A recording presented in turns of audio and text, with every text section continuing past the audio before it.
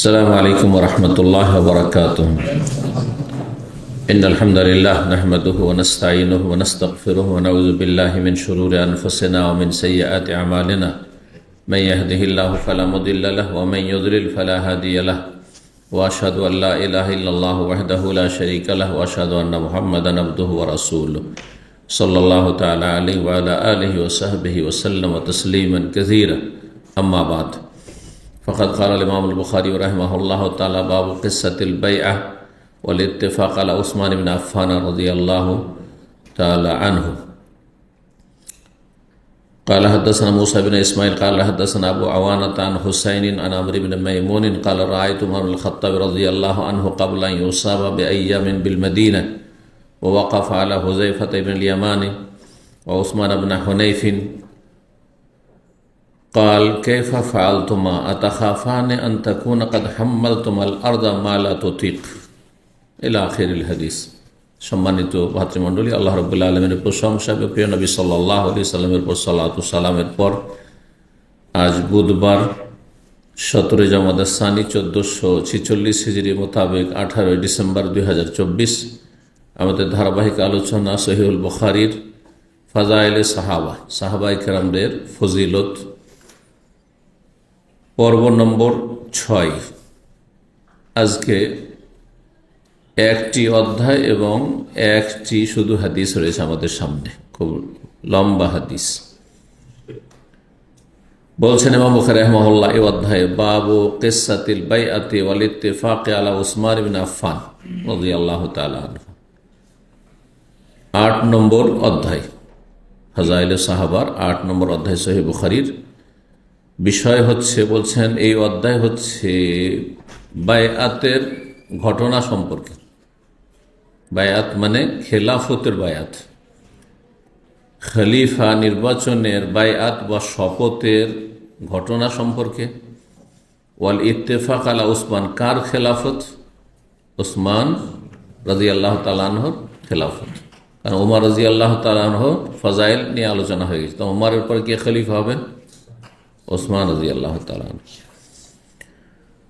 তো বায়াতের কাহিনী, কিসসা মানে কাহিনী বা ঘটনা খেলাফতের বায়াতের।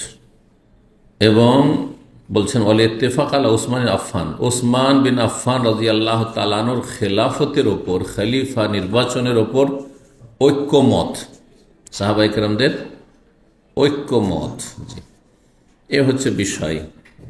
হাদিস বর্ণনা করেছে ইমাম বুখারী রাহিমাহুল্লাহ তার ওস্তাদ মুসা বিন ইসমাইল থেকে, তিনি তার ওস্তাদ আবু আওয়ানা থেকে, তার ওস্তাদ হুসাইন থেকে, তার ওস্তাদ আমর ইবনে মাইমুন। তিনি বলছেন যে কাল রাআইতু উমর ইবনে খাত্তাব রাদিয়াল্লাহু আনহু। আসল ঘটনা রয়েছে উমর রাদিয়াল্লাহু তাআলা আনহুর শাহাদাতের ঘটনা, কিভাবে আহত হলেন। তার উপর ফজরের সালাতের অবস্থায় আক্রমণ করল মজুসি অগ্নিপূজক মালাউন অভিশপ্ত ইরানি আবু লুলু ফৈরোজ লানাহুল্লাহ কাতালাহুল্লাহ ফিদ দুনিয়া ওয়াল আখিরা।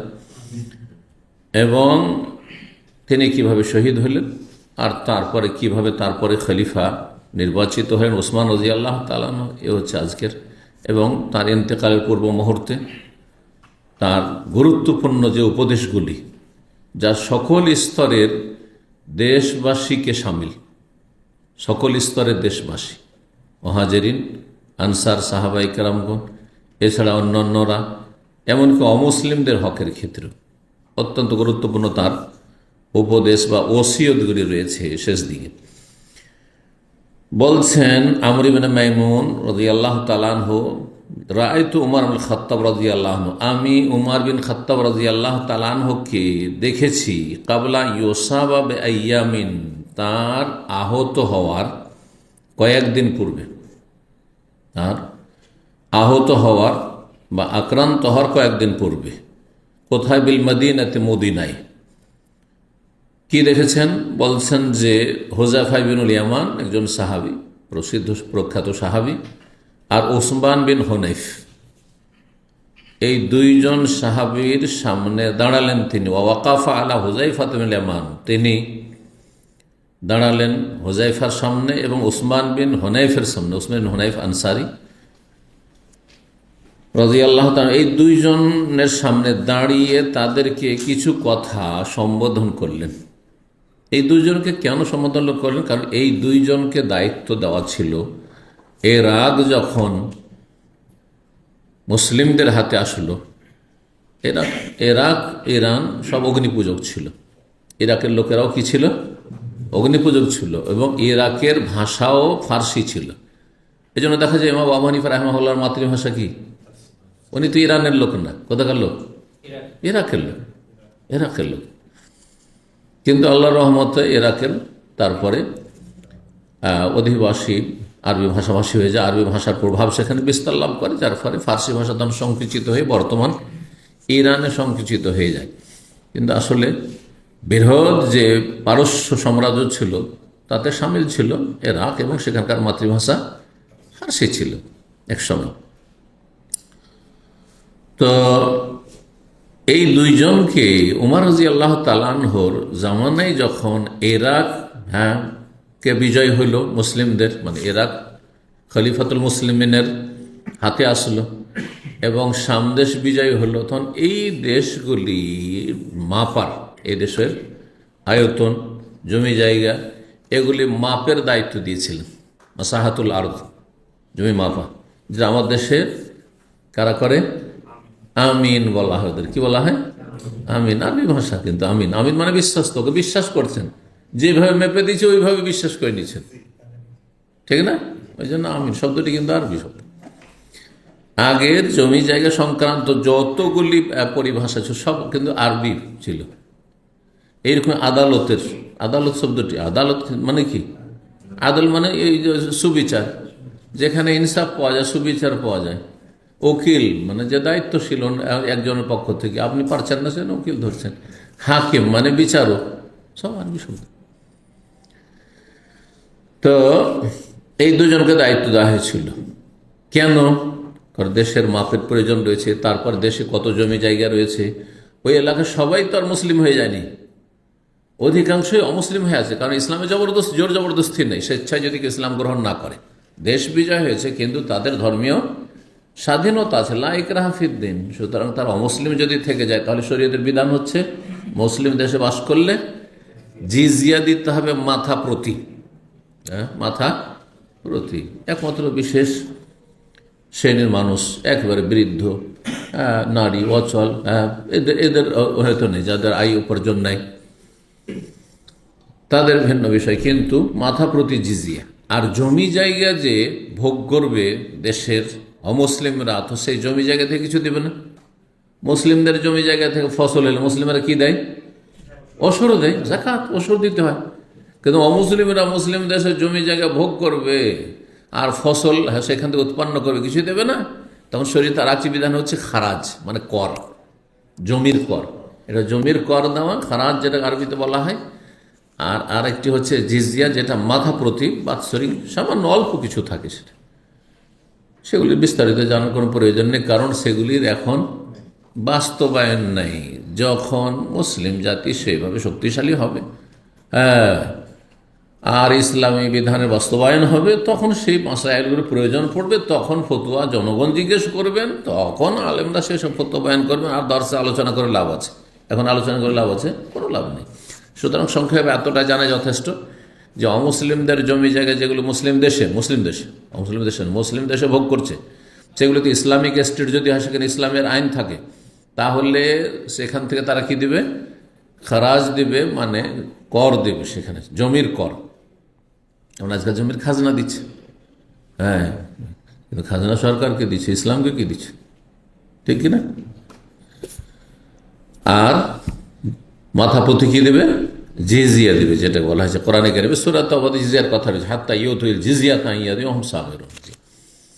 তো জমি মাপার যেহেতু দায়িত্ব ছিল, জমি মাপার পরে এত জমি জায়গায় ইরাকে আছে, সুতরাং এত বিঘা বা এত একর জমিতে এত, যে মাপগুলি তখন ছিল, কতটা ফসল হতে পারে সেই হিসাবে, কতটা ফসল কর হিসাবে নেওয়া যেতে পারে তাদের কাছ থেকে, এসব হিসাব এই মাপের উপর নির্ভরশীল। সেই জন্য ওমর রাদিয়াল্লাহু তাআলা বলছেন যে তোমরা যে জমিগুলো মাপলে ইরাকের, তাতে তোমরা অত্যাচার তো করনি, মানে যতটা জমি তার চাইতে বেশি আমাকে আমার কাছে রিপোর্ট দিলে, আর সেই হিসাবে তাদের ওপর বেশি হয়তো কর চাপিয়ে দেওয়া হলে এটা ও জুলুম তো হয়ে যায়নি? এটা কিন্তু তোমাদেরকে জবাব দিতে হবে, কারণ আমি সরাসরি তাতে জড়িত না, তোমরা করেছো। সুতরাং এখনও চিন্তা করে না যে অতিরিক্ত তাদের ওপর বোঝা চাপিয়ে তো দেওনি, যেটা অবিচার হবে, অন্যায় হবে। তাহলে কত তিনি সুবিচারক, হ্যাঁ, খলিফা ছিলেন, যে অমুসলিমদের ওপর যাতে অবিচার না হয় এই কথা নিয়তি চিন্তিত আছেন, আর তাদেরকে সতর্ক সাবধান করছেন। বলছেন এই উভয়ের সামনে দাঁড়ালেন হুজাইফা এবং উসমান বিন হানিফ, আর বলেন কাইফা ফাআল তোমরা উভয়ে কি করেছো বা কেমনটা করেছো তোমরা ইরাকের মাপ করতে গিয়ে জমি জায়গার। আতাখাফান আন তাকুনা কাদ হাম্মালতুমাল আরদা মা লা তুতিক, তোমরা কি ভয় করো না যে হতে পারে ইরাকের ভূমি, আরদ মানে আরদুল ইরাক, ইরাকের ভূমির ওপর এমন বোঝা তোমরা চাপিয়েছ, মা লা তুতিক, যেটা সেই দেশের জমি জায়গার ক্ষমতার বাইরে, অথবা যতটা জমির আয়তন পরিমাণ তার চাইতে বেশি তো রিপোর্ট দাওনি। বেশি রিপোর্ট হলে বেশি, তখন তাদের কাছ থেকে খারাজ কর নেওয়া হবে। কালা, তখন উভয় উত্তরে বললেন হাম্মাল্লাহ আমরান হে আল্লাহ মতিকা, এমন কিছু তাদের ওপর আমরা, হ্যাঁ, দায়িত্ব চাপিয়েছি যে কর দিতে হবে, যেটা তাদের পক্ষে সম্ভব, মানে অতিরিক্ত কিছু নাই, মানে বাড়তি কিছু করিনি আমরা, অবিচার করিনি। মা ফিহা কবির ও ফজলিন, তাতে কোনো বেশি আমরা করিনি, যে বেশি পরিমাণ রিপোর্ট দিয়ে দিলাম আপনাকে, আমরা করিনি।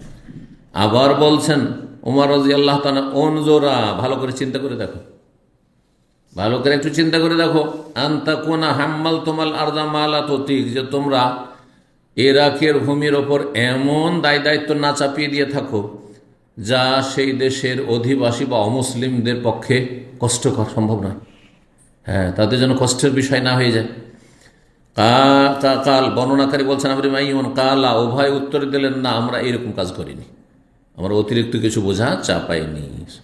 ফকালা ওমর রাদিয়াল্লাহু তাআলা, তারপরে একটা ভালো আশা আকাঙ্ক্ষা পোষণ করলেন, কেউ লাইন সাল্লামানি আল্লাহ তাআলা, আল্লাহ যদি আমাকে সহি সালামত রাখেন, এই যে সালামত কথাটি এই যে সাল্লামানি থেকে, হ্যাঁ, আল্লাহ যদি আমাকে নিরাপদ রাখেন, সহি সালামত রাখেন, লা আদা আন্না আরামেল আহলিল ইরাক, তাহলে ইরাকের সমস্ত বিধবাদের আমি এমন অবস্থায় ছাড়বো, এমন সুখী করে ছাড়বো বিধবাদের, কারণ বিধবার অসহায়, স্বামী মারা গেছে, বাপ হয়তো তার আগে মারা গেছে, ভাইরা কে কজন বোনকে দেখে, কতদিন দেখে। ইরাকের, আর এখানে বলেনি যে শুধু মুসলিমদের, মুসলিম অমুসলিম সবার, সেই ইরাকে যার বসবাস, বরং সেখানকার মেজরিটি তখনও সব অমুসলিম, মজুসি, অগ্নিপূজক, তারা জিজিয়া দিয়ে আছে, অল্প কিছু লোক ইসলাম গ্রহণ হয়তো করেছে। লাদান আরামেল আহলিল ইরাক, ইরাকবাসীর বিধবাদেরকে এমন অবস্থায়, এমন সুখী ছাড়বো, লা ইয়াহতাজনা ইলা রাজুলিন বাদি আবাদা, আমার পরে কারো যেন কোন মুখাপেক্ষী কোন রকম না হয় বা দ্বারস্থ না হয়, কারোর কাছে চাইতে না হয়, তাদেরকে সাহায্য কামনা করতে হয়, জি, দান সাদকা না দিতে হয়। এই আশা আকাঙ্ক্ষা, এই নেক নিয়তের কথা পোষণ করার পরে মাত্র 4 দিন গিয়েছে, চতুর্থ দিনেই এ দুর্ঘটনা, তারপর আক্রমণ করা হয়েছে। সুবহানাল্লাহ। এই জন্য মানুষের সব নিয়ত পুরা হয় না, অনেক সময় সৎ নিয়ত অনেক থাকে। যে উমর রাদিয়াল্লাহু তাআলা আনহুর এই নিয়ত পুরা করার জন্য সময় পাননি তিনি, আল্লাহ দেননি তাকে সময়, তাহলে আমার আপনার অনেক সৎ নিয়ত থাকতে পারে, যারা অসৎ অসৎ, কিন্তু আমাদের অনেক সৎ নিয়ত আছে। আল্লাহ তৌফিক দিলে সহিহ বুখারী শেষ করব, তারপর আল্লাহ তৌফিক দিলে সহিহ মুসলিম শুরু করব, এগুলো কি সৎ নিয়ত নয়? আমার ময়দানে এই সৎ নিয়ত, আর আপনাদের ওই রকমই, আল্লাহ তৌফিক দিলে এই কাজগুলি করবো, আল্লাহ তৌফিক দিলে এই করব, আমি এখান থেকে ইলম শিখে গিয়ে দেশে দাওয়াতি কাজ করব, সৎ নিয়ত। কিন্তু সৎ নিয়ত করলেই যে সবটা পুরা হবে তাও জরুরি নয়, কারণ এক ক্ষমতার মালিক আল্লাহ রাব্বুল আলামিন, আল্লাহ বেশি জানেন যে কোনটাই কল্যাণ রয়েছে, কোনটা করবেন আল্লাহ রাব্বুল আলামিন, জি। এবং আল্লাহ রাব্বুল কারো কাছে অপারগ না। সুতরাং আল্লাহ রাব্বুল আলামিন তিনি যা ইয়াফআলুল্লাহু মা ইয়াশা, আল্লাহ যা চান তাই করেন। বাহ্যিক আমাকে আপনাকে অনেক কথাই হয়তো অপছন্দ লাগবে, কষ্টকর লাগবে, কিন্তু আল্লাহ রাব্বুল হিকমতাতেই রয়েছে। তো বলছেন যে ফামা আতাত আলাইহিল্লা রাবিয়াতুন, চতুর্থ দিন, ব্যাস এই কথা বলার পরে 3 দিন পারে চতুর্থ দিন এসেছে ফজরের সময়। হাত্তা ওসিবা, তিনি আক্রান্ত হয়ে গেলেন, তার উপর আক্রমণ করে দেওয়া হল, আহত হলেন। কাল ইন্নিল্লা কায়েমুন, সেই সময় আবু ইবনে মাইমুন বলছেন যে আমি ইমামের পেছনে, উমর রাদিয়াল্লাহু আনহু পেছনেই আমি দাঁড়িয়ে সালাত আদায় করছি। বর্ণনাকারী আবু ইবনে মাইমুন বলছেন আমি দাঁড়িয়েছিলাম, মা বাইনি ওয়া বাইনাহু ইল্লা আব্দুল্লাহ বিন আব্বাস, আমার মাঝে আর আব্দুল্লাহ উমর রাদিয়াল্লাহু তাআলা আনহুর মাঝে শুধু আব্দুল্লাহ বিন আব্বাস ছিলেন। কারণ আমার চাইতে কাছে যিনি মুসল্লি দাঁড়িয়েছিলেন উমর রাদিয়াল্লাহু তাআলা আনহুর কাছাকাছি, আমার চাইতে কাছে তিনি হচ্ছেন একমাত্র আব্দুল্লাহ বিন আব্বাস, মানে এত পাশে আমি দাঁড়িয়েছিলাম। কখন বলছেন গাদাতা ওসিবা, সেই দিন ভোরে, মানে ফজরের সালাতে, যেই দিন তিনি আহত হলেন। ওয়াকানা ইদা মাররা বাইনা সাফাইন, তার একটি ভালো অভ্যাস ছিল, যখনই তিনি ইমামত করার জন্য মসজিদে নববীতে প্রবেশ করতেন তখন 2 কাতার মাঝখান দিয়ে হেঁটে আসতেন। আগে থেকে কাতার লাগতে শুরু হয়েছে বা বসে আছে কাতারের লোকজন, যেমন বসে থাকে, মসজিদ ভর্তি আছে, 2 কাতার মাঝখান দিয়ে আসছেন আর একামত হচ্ছে বা হয়ে গেছে, তখন আসতেন আর বলতেন, কি বলতেন, ইস্তাউ, তোমরা সোজা হয়ে যাও, কাতার সোজা করে নাও, জি সোজা হয়ে দাঁড়িয়ে যাও। হাত্তা ইযা লাম ইয়ারা ফীহিন্না খালালান, আর চারিদিকে তাকাতেন, দেখতেন যে কোনো জায়গায় কোনো ছিদ্র নেই, ফাঁকা জায়গা নেই, আগে পিছে নেই, কাতার সোজা হয়ে গেছে, কাতারে কাতার মিলিত হয়েছে। তাকাদ্দামা, তখন সামনে বাড়তেন, সামনে মেহরাবে যেতেন, ফাকাব্বার, তারপরে তাকবীরে তাহরিমা দিতেন, আর তারপর সূরা ফাতিহা পড়ে রুব্বামা কারাবে সূরাত ইউসুফ, ফজরের সালাতে লম্বা লম্বা সূরা পড়তেন, সূরা ইউসুফ পড়তেন, সূরা নাহল পড়তেন, যেগুলি 10 পেজের বেশি, 10 পৃষ্ঠার বেশি, এভাবে তিনি পড়তেন। এইরকমের কাছাকাছি, ফির রাকাত, প্রথম রাকাতেই, 2 রাকাতে নয়, প্রথম রাকাতেই, জি। হাত্তা ইয়াজতামাজ, কেন প্রথম রাকাতে এত দীর্ঘায়িত করতেন, যাতে যারা পিছিয়ে আছে তারা এসে প্রথম রাকাতে লেগে যেতে পারে, এত লম্বা কেরাত করতেন। এটি হচ্ছে সুন্নতি তরিকা। আসলে মানুষ যদি ধৈর্য ধারণ করে, যে আপনার মুসল্লি ধৈর্য ধারণ করবে, তো এটি সুন্নত। কিন্তু আজকালকার মুসল্লি ধৈর্য ধারণ করবে না, আপনার মসজিদ থেকে এমন পালাবে যে জীবনে আর আপনার মসজিদের ধার কাছে আসবে না। আল্লাহ হিদায়াত করুন। বলছেন ফামা হুয়া ইল্লা আন কাব্বার, এসে তিনি তাকবীরে তাহরিমা শুধু দিয়েছেন, আল্লাহু আকবার বলেছেন। ফাসামিআতু ইয়াকুল, তার সাথে সাথে, এখন ইস্তিফতার সানার দোয়া পড়া হয়নি, শুরু করেননি, হয়তো তাকবীরটা হয়েছে, আর সাথে সাথে তার উপর আঘাত হয়ে গেছে। সে মসজিদের মধ্যে এক জায়গায়, মসজিদের কোনায় অন্ধকারে এই কাফের অভিশপ্ত অগ্নিপূজক লুকিয়েছিল, খঞ্জর নিয়ে, আর সে 2 দিকে ধারালো, অস্ত্রের একদিকে, সাধারণত অস্ত্রের একদিকে ধার থাকে, তাই না, 2 দিকে ধারালো, মানে এই দিক থেকে লাগলো মানুষ মারা যাবে, এই দিক থেকে লাগলো মারা যাবে, এইরকম ধারালো অস্ত্র দিয়ে সে আঘাত করা শুরু করলো। হঠাৎ করে বলে উঠলেন যখন তিনি আক্রান্ত হলেন, ওমর রাদিয়াল্লাহু কাতালানি, আমাকে হত্যা করলো, আল কালবু, এই কুকুরে, আও আকালানি আল কালবু, কাতালানি শব্দ বলেছেন, অথবা আকালানি, আকালা মানে আমাকে গ্রাস করলো, খেয়ে ফেললো, মানে আমার জীবন নিয়ে নিল, জি। হেনা তানহ, যখন তাকে ছুরিকাঘাত করলো। ফাতার আল এলজ, তারপরে সেই কাফের দাস, সে ছিল কৃতদাস, আর তার সাথে কি ছিল, কাফের ছিল। তো কাফের যারা অনারব কাফের, তাদেরকে আরবরা সেই জামানায় আরবি ভাষা এলজ বলতো, এলজ ওর বহু বচন অলুজ, যারা, আর অধিকাংশ অনারব দাসগুলি আসতো, কারণ যখন পূর্ব দিকে বিজয় হচ্ছে, তো পূর্ব দিকের ভাষা তো তখন ফার্সি ভাষা, আর ফার্সি ভাষা মানে তারা অনারব, তো আর তারা কাফের, তো তাদেরকে এলজ বা অলুজ বলা হইতো।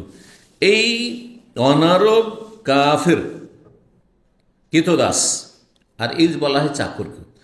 এই অনারব কাফের চাকর সে একবারে পাখির মতো বেগে উড়ে এসেছে, মানে আক্রমণ করেছে, ছুটে এসে আক্রমণ করেছে।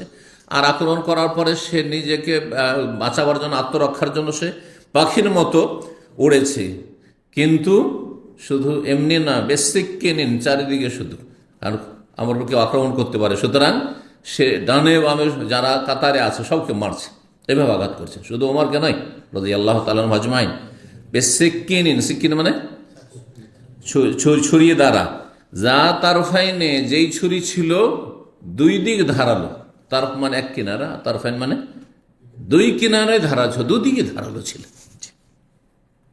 কিছু কিছু এরকম অস্ত্র আছে না, এইভাবে এদিকে এদিকেও ধার হয়ে আছে, ওইদিকেও ধার, দুই সাইডে ধার হয়ে আছে, এরকম চারিদিকে ধার। তো বলছেন যে এইভাবে সে দ্রুত বেগে ছুটে গেল। লা ইয়ামুরু আলা আহাদিন ইয়ামিনান ওয়ালা শিমালান, যেখান দিয়ে সে অতিক্রম করছে, পালাবার চেষ্টা করছে ডানে আর বামে, ইল্লা তাআনাহু, সবাইকে ছুরিকাঘাত করছে, এদিকে মারছে ওইদিকে মারছে, ছুরিকাঘাত করছে। হাত্তা তাআনা সালাসাতা আশার রাজুলান, এমনকি এই মুহূর্তের ভিতরে 13 জন লোককে ছুরিকাঘাত করলো। 13 জন সাহাবায়ে কেরাম রাদিয়াল্লাহু তাআলা আজমাইনকে ছুরিকাঘাত করলো। মা তামিনহুম, তাদের 7 জন ইন্তেকাল করেছেন, শহীদ হয়েছেন। ফালাম্মা রাআ যালিকা রাজুলুল মুসলিমিন, যখন দেখলেন মুসলিমরা, বিশেষ করে একজন মুসলিম, তার বিভিন্ন নামের কথা বলা হয়েছে, যাই হোক, যে কেউ হোক না কেন, দেখলেন যে না, একে তো কঠিন ব্যাপার, কেউ ধরতেও পারছে না, আর এইভাবে আক্রমণ করে যাচ্ছে একের পরে এক, আর বেশ অন্ধকারে আছে, ফজরের সালাত, সবার আক্রমণ করে যাচ্ছে, এ তো বহু লোককে খুন করে দেবে। তো তখন বলছেন যে তারাহা আলাইহি বুরনুসান, সরাসরি তাকে ধরা যাচ্ছে না। তখন তার শরীরে মোটা একটা চাদর ছিল, বুরনুস চাদরকে বলা হয়, আর বুরনুস বলা হয় এমন পোশাককে, যেই পোশাক জুব্বার মতো কিন্তু মাথায় তার সাথে টুপি লাগানো আছে, আজকালকার জ্যাকেটের মতো, এরকম জ্যাকেট অনেকগুলো আছে না, এইরকম জুব্বা মরক্কোর লোকের আজকাল পরে, মরক্কো, আলজেরিয়া, যে আফ্রিকার এই দেশগুলোর পোশাক এরকম আছে, জুব্বার রঙিন এক ধরনের জুব্বা থাকে, আর এখানে ঘাড়ে ঝুলছে, এটা উঠিয়ে মাথায় দেওয়া যায়, আবার ঘাড়ে ঝুলছে, দেখছেন না? দেখেন এরকম, বিশেষ করে মক্কা মদিনা গেলে দেখতে পাবেন ওদের। তো এটাকে বুরনুস বলা হয়, মোটা কাপড় ছিল, আর সেটা তখন তার উপরে ওই কাপড় দিয়ে, শরীর থেকে কাপড়টাকে তাড়াতাড়ি খুলে নিয়ে বা চাদরটা খুলে নিয়ে তার উপরে কাপড় দিয়ে চেপে ধরেছেন, কারণ কাপড়ের চেপে না ধরলে তাকে ধরা যাচ্ছে না, ছুটে যাচ্ছে। তো আর তার হাতে অস্ত্র আছে, আর বাকি সবাই হচ্ছে মুসল্লি, নিরস্ত্র। তো বলছেন যে যখন দেখলেন যে এই অবস্থা, তারাহা আলাইহি বুরনুসান, তখন তার উপর একটি বড় চাদর অথবা সে বুরনুস পোশাকটি তার উপরে নিক্ষেপ করলেন, আর সেটা দিয়ে তাকে ধরার চেষ্টা করলেন। ফালাম্মা জান্নাল ইলজু, যখন এই কৃতদাস কাফির বুঝতে পারল, জান্না মানে সে বুঝতে পারলো, অনুভব করলো, আন্নাহু মাখুজুন, সে ধরা খেয়ে যাবে। আখাযা মানে পকড়াও, ধরা, তার পকড়াও হয়ে যাবে, মানে তাকে ধরে নেবে কেউ। নাহারা নাফস, তখন সে আত্মহত্যা করল। যারা এইরকম হামলা করে তারা কি করে, যখন আর বাঁচা যাবে না, হ্যাঁ, তো আসামি হয়ে শাস্তি পেতে চায় না, কারণ তার থেকে তদন্ত শুরু হয়ে যাবে। তার পিছনে যারা নাচাচ্ছে তারাও তা চায় যে মরে যাবে, কারণ বেঁচে থাকলে সবার নামে একে একে বেরিয়ে আসবে, ঠিক কিনা? তো যার ফলে কি করে, আত্মহত্যা করে, মারার পরে আত্মহত্যা করে। তাই এই খবিস করেছিল।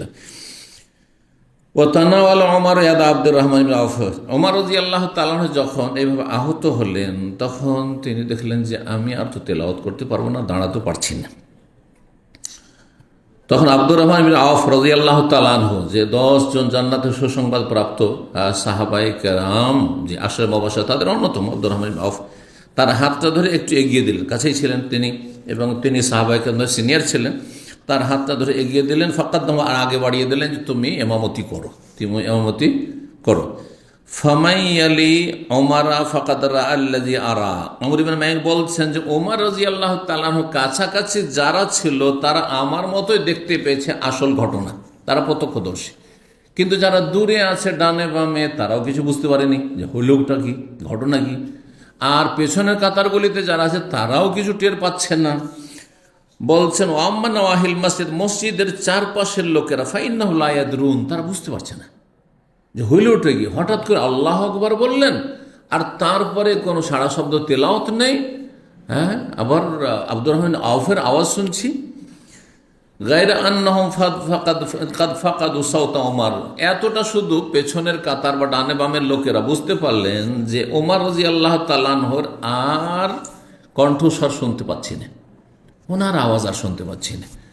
ওহম ইয়াকুলুন, তারা ভাবছেন যে ব্যাপারটা কি হলো, হয়তো ভুলে গেলেন অথবা আর কিছু হইল। তেলাওয়াত অনেক সময় উচ্চস্তরে তেলাওয়াত থাকে কিন্তু মনে মনে তেলাওয়াত শুরু করে দিই আমরা, এরকম হয় অনেক সময়। তখন তারা কি করতে লেগেছে, সুবহানাল্লাহ বলা শুরু করেছে। ওহম ইয়াকুলুন, সবাই পেছন থেকে কি করছে, ভাবতেই পারেনি যে এরকম করে আক্রমণ হয়, সুবহানাল্লাহ বলতে শুরু করে, সুবহানাল্লাহ সুবহানাল্লাহ। ফাসাল্লা বিহা আব্দুর রহমান সালাতান খাফিয়া, আব্দুর রহমান বিন আউফ সামনে এগিয়ে গিয়ে এমামত করলেন, কিন্তু সংক্ষিপ্ত সালাত আদায় করলেন। অন্য একটি রিওয়ায়েতে রয়েছে যে তিনি ছোট্ট সূরা পড়লেন, সূরা ইজা জা নাসরুল্লাহ, সূরা কাউসার আর সূরা ইজা জা নাসর, এই দুটো সূরা পড়ে তাড়াতাড়ি ফজরের সালাত শেষ করে ফালাম্মান সারাফু, যখন তারা ফিরলেন সালাত থেকে, কালা ইয়া ইবনে আব্বাস, তখন ওমর রাদিয়াল্লাহু ওই অবস্থায়, জখম অবস্থায় তিনি সালাত পড়ছেন, কিন্তু যেহেতু কথা বলতে পারছেন না, কাতর হয়ে গেছেন আঘাতে, সেই জন্য তিনি ইমামতি করেননি। বলছে ইবনে আব্বাস, উনজুর মান কাতালানি, দেখো তো আমাকে কে হত্যা করলো, কে আমাকে খুন করলো দেখো। ফাজালা সাআতান, অন্ধকার হয়ে আছে চারিদিকে। সুতরাং বলছেন যে আব্দুল্লাহ বিন আব্বাস তখন কিছু মুহূর্তে এদিক সেদিক ঘোরাফেরা করে, কে মারলো কে, কারণ যে মেরেছে ও তো আত্মহত্যা করে এক কোনায় পড়ে আছে, সে আত্মহত্যা করে দিয়েছে, মালাউন দিয়ে পড়ে আছে, তো মারলোটাকে এদিক সেদিক তলাশ করে বুঝতে পারলেন যে হ্যাঁ। সুম্মা যা, তারপরে আসলেন ওমরের কাছে, এসে বললেন গোলামুল মুগীরা বিন শুবার কৃতদাস গোলাম আপনাকে হত্যা করেছে, আপনাকে খুন করেছে। কালা, বললেন ওমর রাদিয়াল্লাহু আনহু, আসানা, সেই কারিগর, মানে মুগীরা বিন শুবার যে গোলাম কারিগর, সে আবু লুলু ফেরোজ। কালার নাম, হ্যাঁ হ্যাঁ ওই যে কারিগর। সানায় আসনা মানে হ্যাঁ কাজ করা, এই জন্য ফ্যাক্টরিকে কি বলা হয় বা কারখানা, মাসনা বলছেন আজকাল, মাসনা ইসিম জারফ এসে গেল, সানে থেকে সানা। কাল কাতালাহুল্লাহ, ওমর রাদিয়াল্লাহু বললেন আল্লাহ তার সর্বনাশ করুক, তাকে ধ্বংস করুক। লাকাদ আমার তবে মারুফান, তার সাথে আমি ভালো আচরণ করেছিলাম, কিন্তু ভালো আচরণ আজকে আমাকে এই প্রতিদান দিল। আলহামদুলিল্লাহিল্লাযী লাম ইয়াজাল মিতাতি বিয়াদি রাজুলিন ইয়াদদাইল ইসলাম, কি ভালো আচরণ করেছিলেন ওমর রাদিয়াল্লাহু তাআলা আনহু। মুগীরা বিন শুবাকে বলেছেন তোমার গোলাম প্রতিদিন, গোলামের কাছ থেকে প্রতিদিন যা কিছু আয় উপার্জন করছে তার সাথে একটা কন্ট্যাক্ট করা আছে, যেমন আজকাল যারা ট্যাক্সি চালায় ট্যাক্সির মালিকের সাথে, অথবা যারা ট্রলি নিয়ে কাজ করে এয়ারপোর্টে, জানেন কিনা প্রতিদিনের কিন্তু এত টাকা করে দিতে হবে, বাকি ইনকামটা তোমার, আছে না সিস্টেম। তো কৃতদাস গোলামের সাথে যে প্রতিদিনের যে চুক্তিটা ছিল সেটাতে সুপারিশ করেছিলেন ওমর রাদিয়াল্লাহু তাআলা আনহু, অথচ কাফের, সেই কাফেরও যেন সুপারিশ করেছে মালিকের কাছে যে তুমি একটু কম নাও, তার কাছে কম নাও। তারপরেও এই ব্যক্তি এই অন্যায় অপরাধ করেছে মালাউন। যখন তাকে বলা হইল যে আপনাকে খুন করেছে কে, সে অগ্নি পূজক ফেরোজ আবু লুলু মুগীরা বিন শুবার গোলাম। তখন তিনি বললেন আলহামদুলিল্লাহিল্লাযী লাম ইয়াজাল মিতাতি বিয়াদি রাজুলিন ইয়াদদাইল ইসলাম, আল্লাহ শুকরিয়া আদায় করলেন। আলহামদুলিল্লাহ, আল্লাহ শুকরিয়া আদায় করছি যে আমার মরণ, মিতাতি কোন রিওয়ায়াতে রয়েছে মানিয়াতি, মিতাতুন মানে মরণ, হ্যাঁ মাইয়াত থেকে মাতায় মতো থেকে, আর মানিয়াতুনও মানে মরণ হয়, মানিয়াতুন মানে মরণ হয়। তো মিতাতির জায়গায় তায়ের জায়গায়, প্রথম তায়ের জায়গায় নুন লাগিয়ে দিলে মানিয়াতি হয়ে যাবে, দেখছেন আরবি শব্দ, একটা নক্তার পার্থক্যে শব্দ আলাদা হয়ে গেল কিন্তু অর্থ আবার একই আছে। আল্লাহ শুকরিয়া আদায় করেছি যে আমার মরণ এমন কোনো ব্যক্তির হাতে হয়নি যেই ব্যক্তি ইসলামের দাবিদার, আল্লাহর কাছে গিয়ে বলতে পারবে যে আল্লাহ আমি তো তোমাকে সিজদা করেছিলাম, আমাকে কেন জান্নাত দিবেন না, আমি তো ওমরকে খুন করেছি, তো কি হলো, আমি তো সিজদা করেছি, এই কথা বলতে পারবে না। আল্লাহর কাছে একটা সিজদা দিয়ে হুজ্জত পেশ করতে পারবে। অন্য রিওয়ায়াতে রয়েছে যে আলহামদুলিল্লাহ হাসরের মাঠে একটা সিজদাও সে নিয়ে এসে আল্লাহর কাছে বলতে পারবে না যে আল্লাহ তোমাকে সিজদা করেছিলাম, তুমি আমাকে কোনো একদিন জান্নাত দাও, বলতে পারবে না, কারণ সে কাফের। শুকরিয়া। এই জন্য মুসলিমের হাতে খুন হওয়ার চাইতে কাফের হাতে খুন হওয়া ভালো। কারণ মুসলিমের হাতে খুন, মুসলিম জালেম, সে খুনি জালেম, সেই জালেম কোনো একদিন আপনার খুনি হওয়া সত্ত্বেও জান্নাতে যাওয়ার চান্স পাবে যদি তার তাওহীদ থাকে, অর্থাৎ 5 ওয়াক্ত সালাত থাকে, ঈমান ভঙ্গকারী না হয়, ঠিক কিনা? যদিও হয়তো হাজার হাজার কোটি কোটি বছর জাহান্নামে জ্বলবে, তার জন্য খুনির জন্য কঠিন শাস্তি রয়েছে। 5টি শাস্তির কথা আল্লাহ কোরআনে কারিমে বর্ণনা করেছে। ওয়া ইয়াকতুল মুমিন মুতাআম্মিদান ফাজাযাউহু জাহান্নাম খালিদান ফিহা ওয়া গাযিবাল্লাহু আলাইহি ওয়া লা'নাহু ওয়া আ'আদ্দা লাহু আযাবান আযীমা। কিন্তু তারপরে তো সে মুসলিম, ফাসিক, পাপিষ্ঠ, কিন্তু কাফের তার কুফরের অপরাধের কারণে, আর অতিরিক্ত সাজা শাস্তি তার খুনের অপরাধের কারণে, স্থায়ী জাহান্নামী সে। আল্লাহর শুকরিয়া আদায় করলেন তিনি যে কোনো মুসলিম আমাকে খুন করেনি। কাদ কুনতা আনতা ওয়া আবুকা তুহিব্বানা আন তাকসুরাল উরুজ বিল মদিনা। ওমর রাজি সবসময় বলতেন যে মদিনায় কোনো কাফের কি আসতে দিও না। ওমর রাজি সবসময় বলতেন। কিন্তু মুগীরা বিন শুবা কোনো এক জায়গার গভর্নর ছিলেন, তো তিনি ওমর রাদিয়াল্লাহু তাআলাকে লিখে পাঠালেন যে একজন আমার দাস আছে, কৃত দাস আছে, যে খুব ভালো কারিগর। কিসের কারিগর ছিল? খুব পাকা ছুতার মিস্ত্রি ছিল, কাঠ মিস্ত্রি ছিল, আর খুব পাকা লোহার মিস্ত্রি ছিল, আর ওই ছাড়া অন্য আরও কাজ জানত। যার ফলে ও মুগীরা বিন শুবা সুপারিশ করে যে এর মদিনায় প্রয়োজন আছে, এইরকম একজন পাকা কারিগরের মদিনায় প্রয়োজন আছে, সুতরাং তাকে অনুমতি দেন থাকতে। দেখেন কিভাবে মদিনা পৌঁছিল এই কাফের। মক্কা আর মদিনার বিধান একরকম নয়, কিন্তু আপনারা আমার দিকে তাকাচ্ছেন, মনে হচ্ছে মদিনায় কি করে কাফের আসলে, তাই না? দেখেন মক্কার ব্যাপারে, মক্কার বিষয়ে আল্লাহ কোরআনকে স্পষ্ট করে দিয়েছেন যে মক্কার হারামের ভিতরে কোনো কাফের প্রবেশ হারাম, নাপাক যাবে না। ইন্নামাল মুশরিকুনা নাজাসুন, মুশরিকরা হচ্ছে নাপাক, অপবিত্র। ফালা ইয়াকরাবুল মসজিদাল হারামা, সুতরাং মসজিদ হারামের কাছে যাবে না। বাদা আমিম হাজা, এই বছরের পরে, এতদিন যা হয়েছে এরপরে আর আসতে পারবে না। মসজিদে হারাম আল্লাহ বলেছেন, কিন্তু কোন আয়াত হাদিস আছে মসজিদে নববীর কাছে যেতে পারবেন আছে? নেই। কিন্তু তাহলে এখন প্রশ্ন হইতে পারে যে আমরা তো মক্কা গেলেও দেখি যে নন মুসলিমদের প্রবেশ নিষেধ, আর মদিনা গেলেও দেখি মদিনার বাইরে যখন মদিনা ঢুকতে যাচ্ছেন বিভিন্ন দিক থেকে, তখন দেখবেন যে এটা শুধু মুসলিমদের জন্য। হ্যাঁ, লেখা আছে না সাইনবোর্ডগুলোতে, দেখেছেন তো? তো শুধু মুসলিমদের জন্য, আর নন মুসলিমদের রাস্তা ডানে বামে বেরিয়ে চলে গেছে, এই দিক দিয়ে তোমরা চলে যাও। জি, এটা যে করা আছে এটা হচ্ছে নিরাপত্তা জনিত বিষয়, এটা নিরাপত্তার কারণে করা হয়েছে।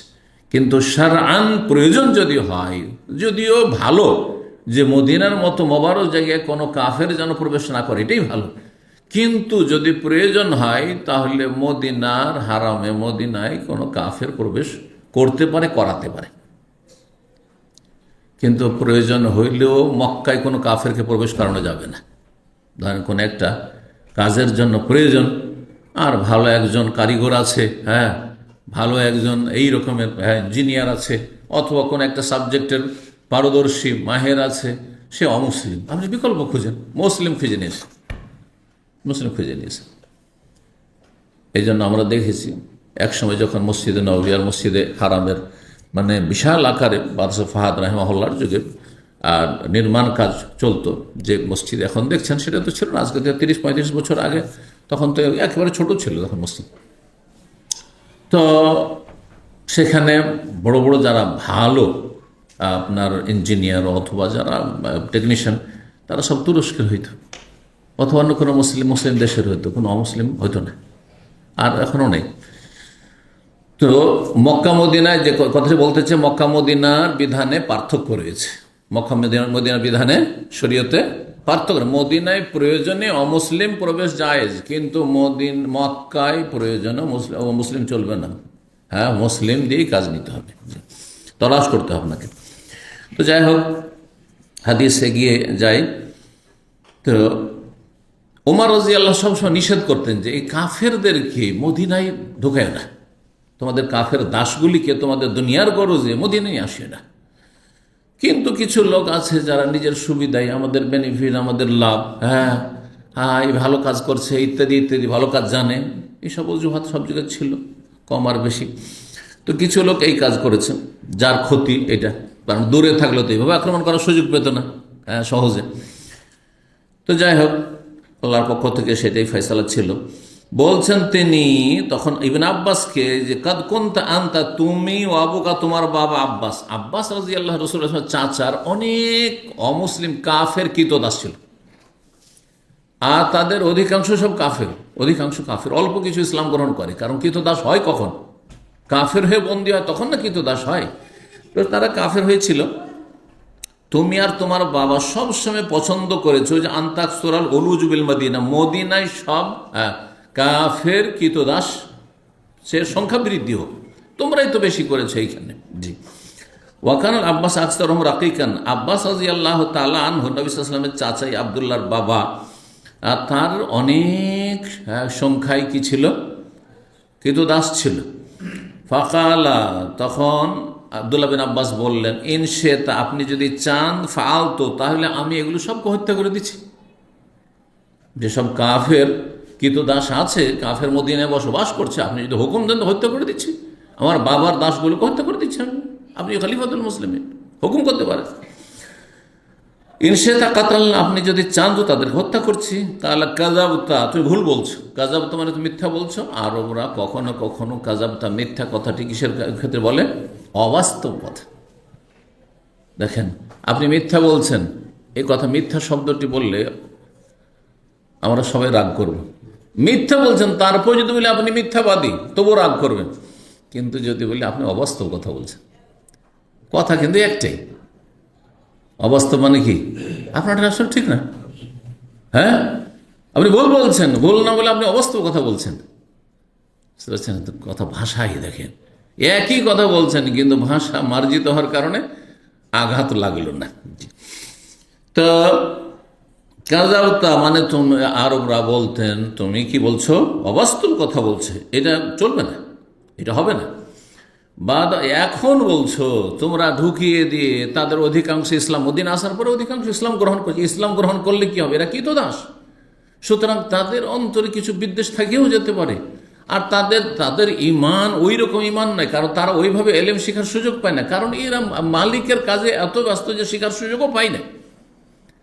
স্বাধীন মানুষদের মতো সুযোগ পাবে শেখার? শিক্ষায় যখন অভাব, তখন আমলে অভাব থাকবে, আমলে ত্রুটি থাকবে। তাই বললাম যে এখন হত্যা করার কথা বলছো, বাদামা তাকাল্লাম বিল লিসানে, যখন তারা তোমাদের ভাষায় কথা বলো, আরবি শিখে নিয়েছে। ওয়াসাল্লাহ কিবলা, তোমাদের কিবলাকে সামনে করে তারা সালাত আদায় করেছে, মানে মুসলমান হয়ে গেছে। ওয়াহাজ্জু হাজ, তোমাদের সাথে হজও করছে, আর এখন বলছে এগুলো হত্যা করবো, এটা চলবে? এখন কেন? এখন বলে হবে। ফাহুতু মেলাইলা বাইতেহি, তারপরে উমর রাদিয়াল্লাহু তাআলা আনহুকে আহত অবস্থায় বাড়িতে নিয়ে যাওয়া হলো, বহন করে, কাঁধে করে। ফান্তালাকনা মাহু, আমর ইবনে মায়র বলছেন আমরাও গেলাম তার সাথে। ওয়াকান্নান নাস লাম তুসিউ মুসিবা ক্বাবলা ইয়াউমাইযিন, মানুষরা এত মর্মাহত, এত ভেঙে পড়েছেন যে মনে হচ্ছে ইতিপূর্বে তাদের ওপর, মানে মদিনাবাসীর ওপর, সাহাবায়ে কেরামদের, মুহাজির আনসারদের উপর এই রকমের মুসিবত কখনো আর নেমে আসেনি। এত বড় মুসিবত যে খলিফাতুল মুসলিমিন আহত, আজকে দুনিয়াতে বিদায় নিচ্ছেন এইভাবে, তার উপর এইভাবে আক্রমণ করা হইল। ফাকাইলুন ইয়াকুল, কিন্তু নানা মন্তব্য, কারো ধারণা যে না অল্পই আঘাত লেগেছে, তিনি সুস্থ হয়ে যাবেন শীঘ্রই। কিছু লোকেরা বলতে লাগলো, মন্তব্য করে, লা বাসা, কোনো অসুবিধা নেই, কোনো আশঙ্কা নেই, তিনি সুস্থ হয়ে যাবেন। ওয়াকাইলুন ইয়াকুল, অনেকে বলতে লাগলেন, আখাফু আলাইহি, আমাদেরকে খুব ভয় লাগছে, তিনি আর বাঁচবেন না। কিন্তু আসলে বাঁচলেন না। তাকে বাঁচানো যাবে কি না, তখন পরীক্ষা করা হলো যে কতটা ভিতরে আঘাত হয়েছে। বলছে ফাউতিয়াবেন না বিদিন ফাশারিবাহু, তার সামনে খেজুরের শরবত নিয়ে আসা হলো। নবীজ, এই যে নবী শব্দ এসেছে, খেজুরের শরবত কালকে আলোচনা করেছিলাম না, খেজুর ভিজিয়ে রেখে তারপরে যখন খেজুরের সেই মিষ্টি স্বাদটা যখন পানিতে চলে আসবে, তারপরে সেটা হলো খেজুরের শরবত, আরবিতে যেটা নবীজ বলা হয়। সেটা বেশি 2-3 দিন রেখে দেন, আর গরমের সময় যদি হয়, শীতকাল না হয়, তাহলে কিছু হয়ে যাবে, সেটা মদে পরিণত হয়ে যাবে। পান করানো হলো তাকে, কিন্তু ফাখারাজা মিন জাওফিহি, পেট থেকে যা কিছু পান করানো সব বেরিয়ে চলে আসলো। তার মানে নাড়ি ভুঁড়ি সব কেটে গেছে, এমনভাবে আঘাত করেছে, গভীরে আঘাত গিয়েছে যে পেটের নাড়িমড়ি সব কেটে গেছে, ছিঁড়ে গেছে। আল্লাহু আকবার। সুম্মা উতিয়া বেলাবানিন, পরীক্ষার জন্য আবার দুধ নিয়ে আসা হলো। ফাঁসা, দুধ পান করলেন তিনি। ফাখারাজ মিন জাওফি, কিন্তু পেট থেকে সব বেরিয়ে চলে গেল। তার মানে আর বাঁচানো যাবে না। ফারাফু, তখন সাহাবায়ে কেরাম বুঝতে পারলেন আন্নাহু মাইয়াতুন, যে তিনি মরে যাবেন, তিনি মারা যাবেন, বাঁচবেন না। ফাদাখালনা আলাইহি, সাহাবায়ে কেরাম বলছেন আমরা তার বাড়িতে প্রবেশ করলাম। ওয়া জাআন নাসু ইউসনুনা আলাইহি, লোকেরা সব দলে দলে আসতে লাগলো। যেমন মানুষ অসুস্থ হলে হয়, এরকম হলে শেষ মুহূর্তে সবাই দেখতে আসে। আসার সবাই তার প্রশংসা করতে লাগলেন, গুণগান করতে লাগলেন, সুনাম করতে লাগলেন তার সামনে। ওয়া জাআ রাজুলুন শাবুন, সেই সময় একজন যুবক ব্যক্তি আসলো দেখার জন্য, সেও এসছে।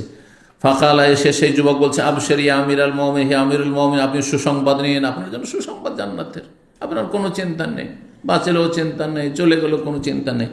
বেবুশরাল্লাহি লাকা, আপনার জন্য আল্লাহর পক্ষ থেকে সুসংবাদ।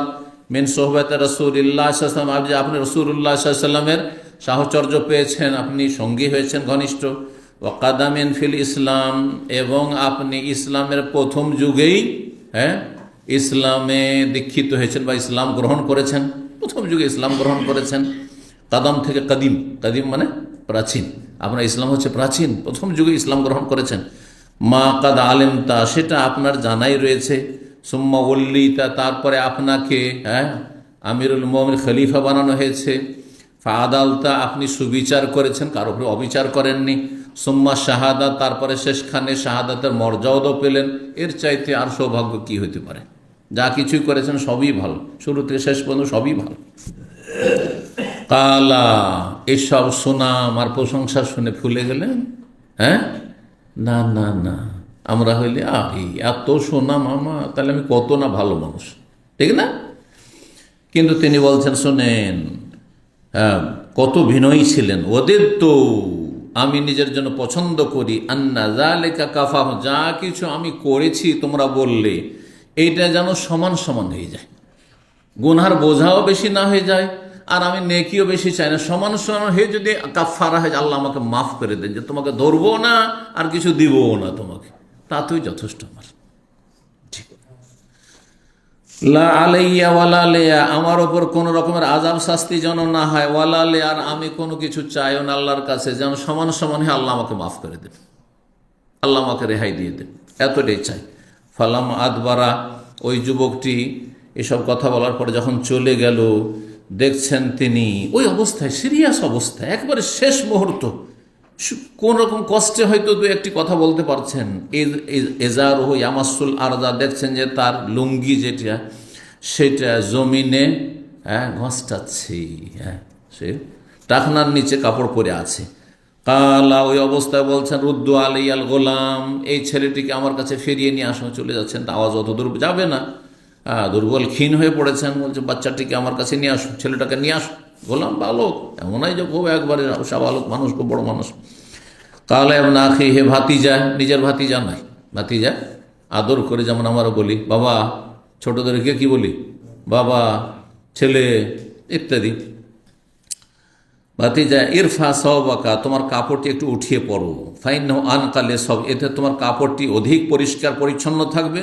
ও আতকালে রব্বিকার, তোমার রবের ভয় ভীতির প্রমাণ পাওয়া যাবে, যে তুমি আল্লাহকে খুব ভয় করো, যার ফলে টাকনার উপরে কাপড় উঠিয়ে রেখেছো তুমি। জি, তাহলে যাদের টাকনার নিচে কাপড়, আল্লাহর ভয় নেই, জাহান্নামের আযাবের ভয় নেই, যে টাকনার নিচে কাপড় গেলে জাহান্নামে যেতে হবে। জি, তো কাপড় টাকনার ওপরে পড়লে কাপড়টাও পরিষ্কার থাকবে আর অন্তরটাও পরিষ্কার থাকবে, কারণ আপনি পাপ মুক্ত থাকলেন। যত পাপ করেন অন্তর তত কলুষিত হবে। ইয়া আব্দুল্লাহ বিন ওমর, তারপরে ছেলেকে বলছেন আব্দুল্লাহ বিন ওমরকে, অনজুর মাজা আলিয়া মিনাদ দাইন, দেখো তো একটু হিসাব নিকাশ করে আমার উপর কতটা ঋণের বোঝা আছে, কত ঋণের বোঝা আছে। তারপর ঋণ ছিল। ফাহাসাবু, হিসাব করলেন তারা, পরিবারের লোকেরা। আব্দুল্লাহ বিন ওমর যেহেতু বড় ছেলে, তার ছেলে পরিবারের যারা সদস্যরা ছিল তাদেরকে নিয়ে হিসাব করলেন যে কত টাকা কে পাবে, সব হিসাব করে ফাওয়াজাদু সিত্তাতা ওয়া সামানিনা আলফান, দেখলেন 86,000 দিরহাম তার উপর ঋণ রয়েছে। তো ঋণ থাকা নাজায়েজ নয়, তো ঋণ পরিশোধের মতো ব্যবস্থা থাকতে হবে, হিম্মত থাকতে হবে, হ্যাঁ বিকল্প থাকতে হবে, বোঝা গেছে? এগুলো থাকতে হবে।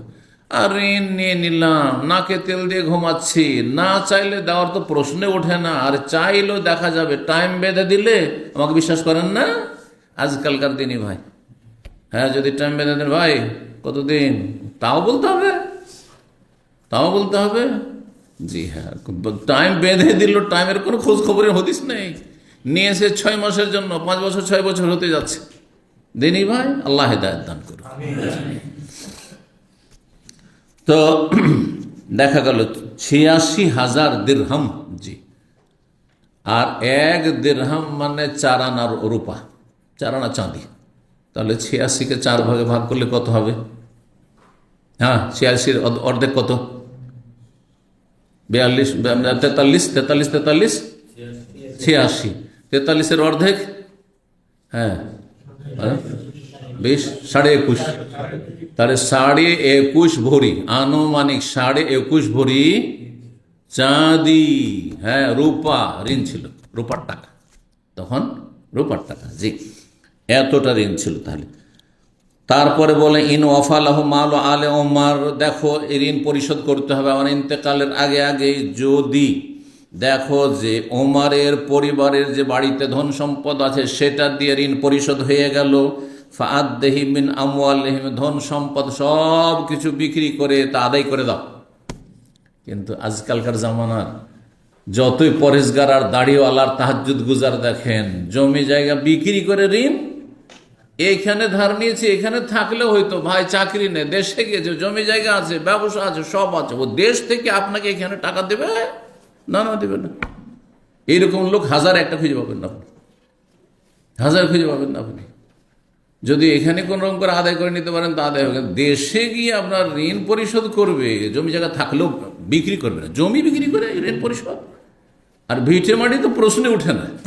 হ্যাঁ, দোকানপাট বিক্রি করে, যা আছে রোড সাইডে দোকানপাট আছে বিক্রি করে, শহরের জায়গা বিক্রি করে, না না অসম্ভব কথা। হ্যাঁ, এই হচ্ছে অবস্থা। জি, ইমান যে মানুষের কত দুর্বল হয়েছে, আর কত যে মানুষ পয়সা লোভী হয়েছে। ওসিয়ত করেছেন যে দেখো উমারের পরিবারে যেসব ধন সম্পদ বাড়িতে আছে সেগুলি দিয়ে যদি ঋণ আদায় হয়ে যায় তাহলে ভালো, যদি তা না হয় ফাসাল ফি বানি আদি ইবনে কাব, তাহলে আমার গোত্র, নিজের গোত্র মানে ছোট বংশ যেটা, আদি বিন কাবের গোত্রে সবার কাছে সহযোগিতা চাইবে, কারণ তারা আমাদের নিকটাত্মীয়। হ্যাঁ, সুতরাং তাদের কাছে সহযোগিতা চাইবে যে ওমারের ঋণের বোঝা রয়েছে, এই ঋণ পরিশোধের জন্য তোমরা নিকটাত্মীয়, তোমরা সহযোগিতা করো, তারা দেবে। ফাইনলাম তাফি আমওয়ালহুম, তাদের ধন সম্পদ দিয়েও যদি ঋণ পরিশোধ না হয়, ফাসাল ফির কোরাইশ, তাহলে কোরাইশ বংশ, আমার বড় বংশ হচ্ছে কোরাইশ, গোটা কোরাইশ বংশের লোকের কাছে সহযোগিতা চাইও যে উমারের ঋণ পরিশোধ আমরা করতে পারছি না, সুতরাং তোমরা সেই বংশের সেই রক্তেরই যখন, তখন তোমরা সহযোগিতা করো। ওয়ালা তাদুম ইলা গায়রিহিম, এই কোরাইশ বংশ ছাড়া অন্য কোনো বংশের সাহায্য সহযোগিতা নেবে না, আর তাদের কাছে কোনো চাঁদা নিতে যাবে না, তাদের কাছে কোনো রকমের সাহায্য সাদকা চাইতে যাবে না আমার জন্য। তো বলছেন ফাআদ্দে আন্নি হাজাল মাল, এই ধন সম্পদের ঋণ, এই ঋণের বোঝা আমার পক্ষ থেকে আদায় করে দিবে। আর একটি ওসিয়ত করলেন ইনতালিকেল আয়েশা, ছেলে আব্দুল্লাহকে, যে যাও মা আয়েশা রাদিয়াল্লাহু তাআলা আনহার কাছে চলে যাও, উম্মুল মুমিনিন, মুমিনদের জননী, ফাকুল গিয়ে বলো ইয়াকরাউ আলাইকে উমারুস সালাম, ওমর আপনাকে সালাম বলছেন।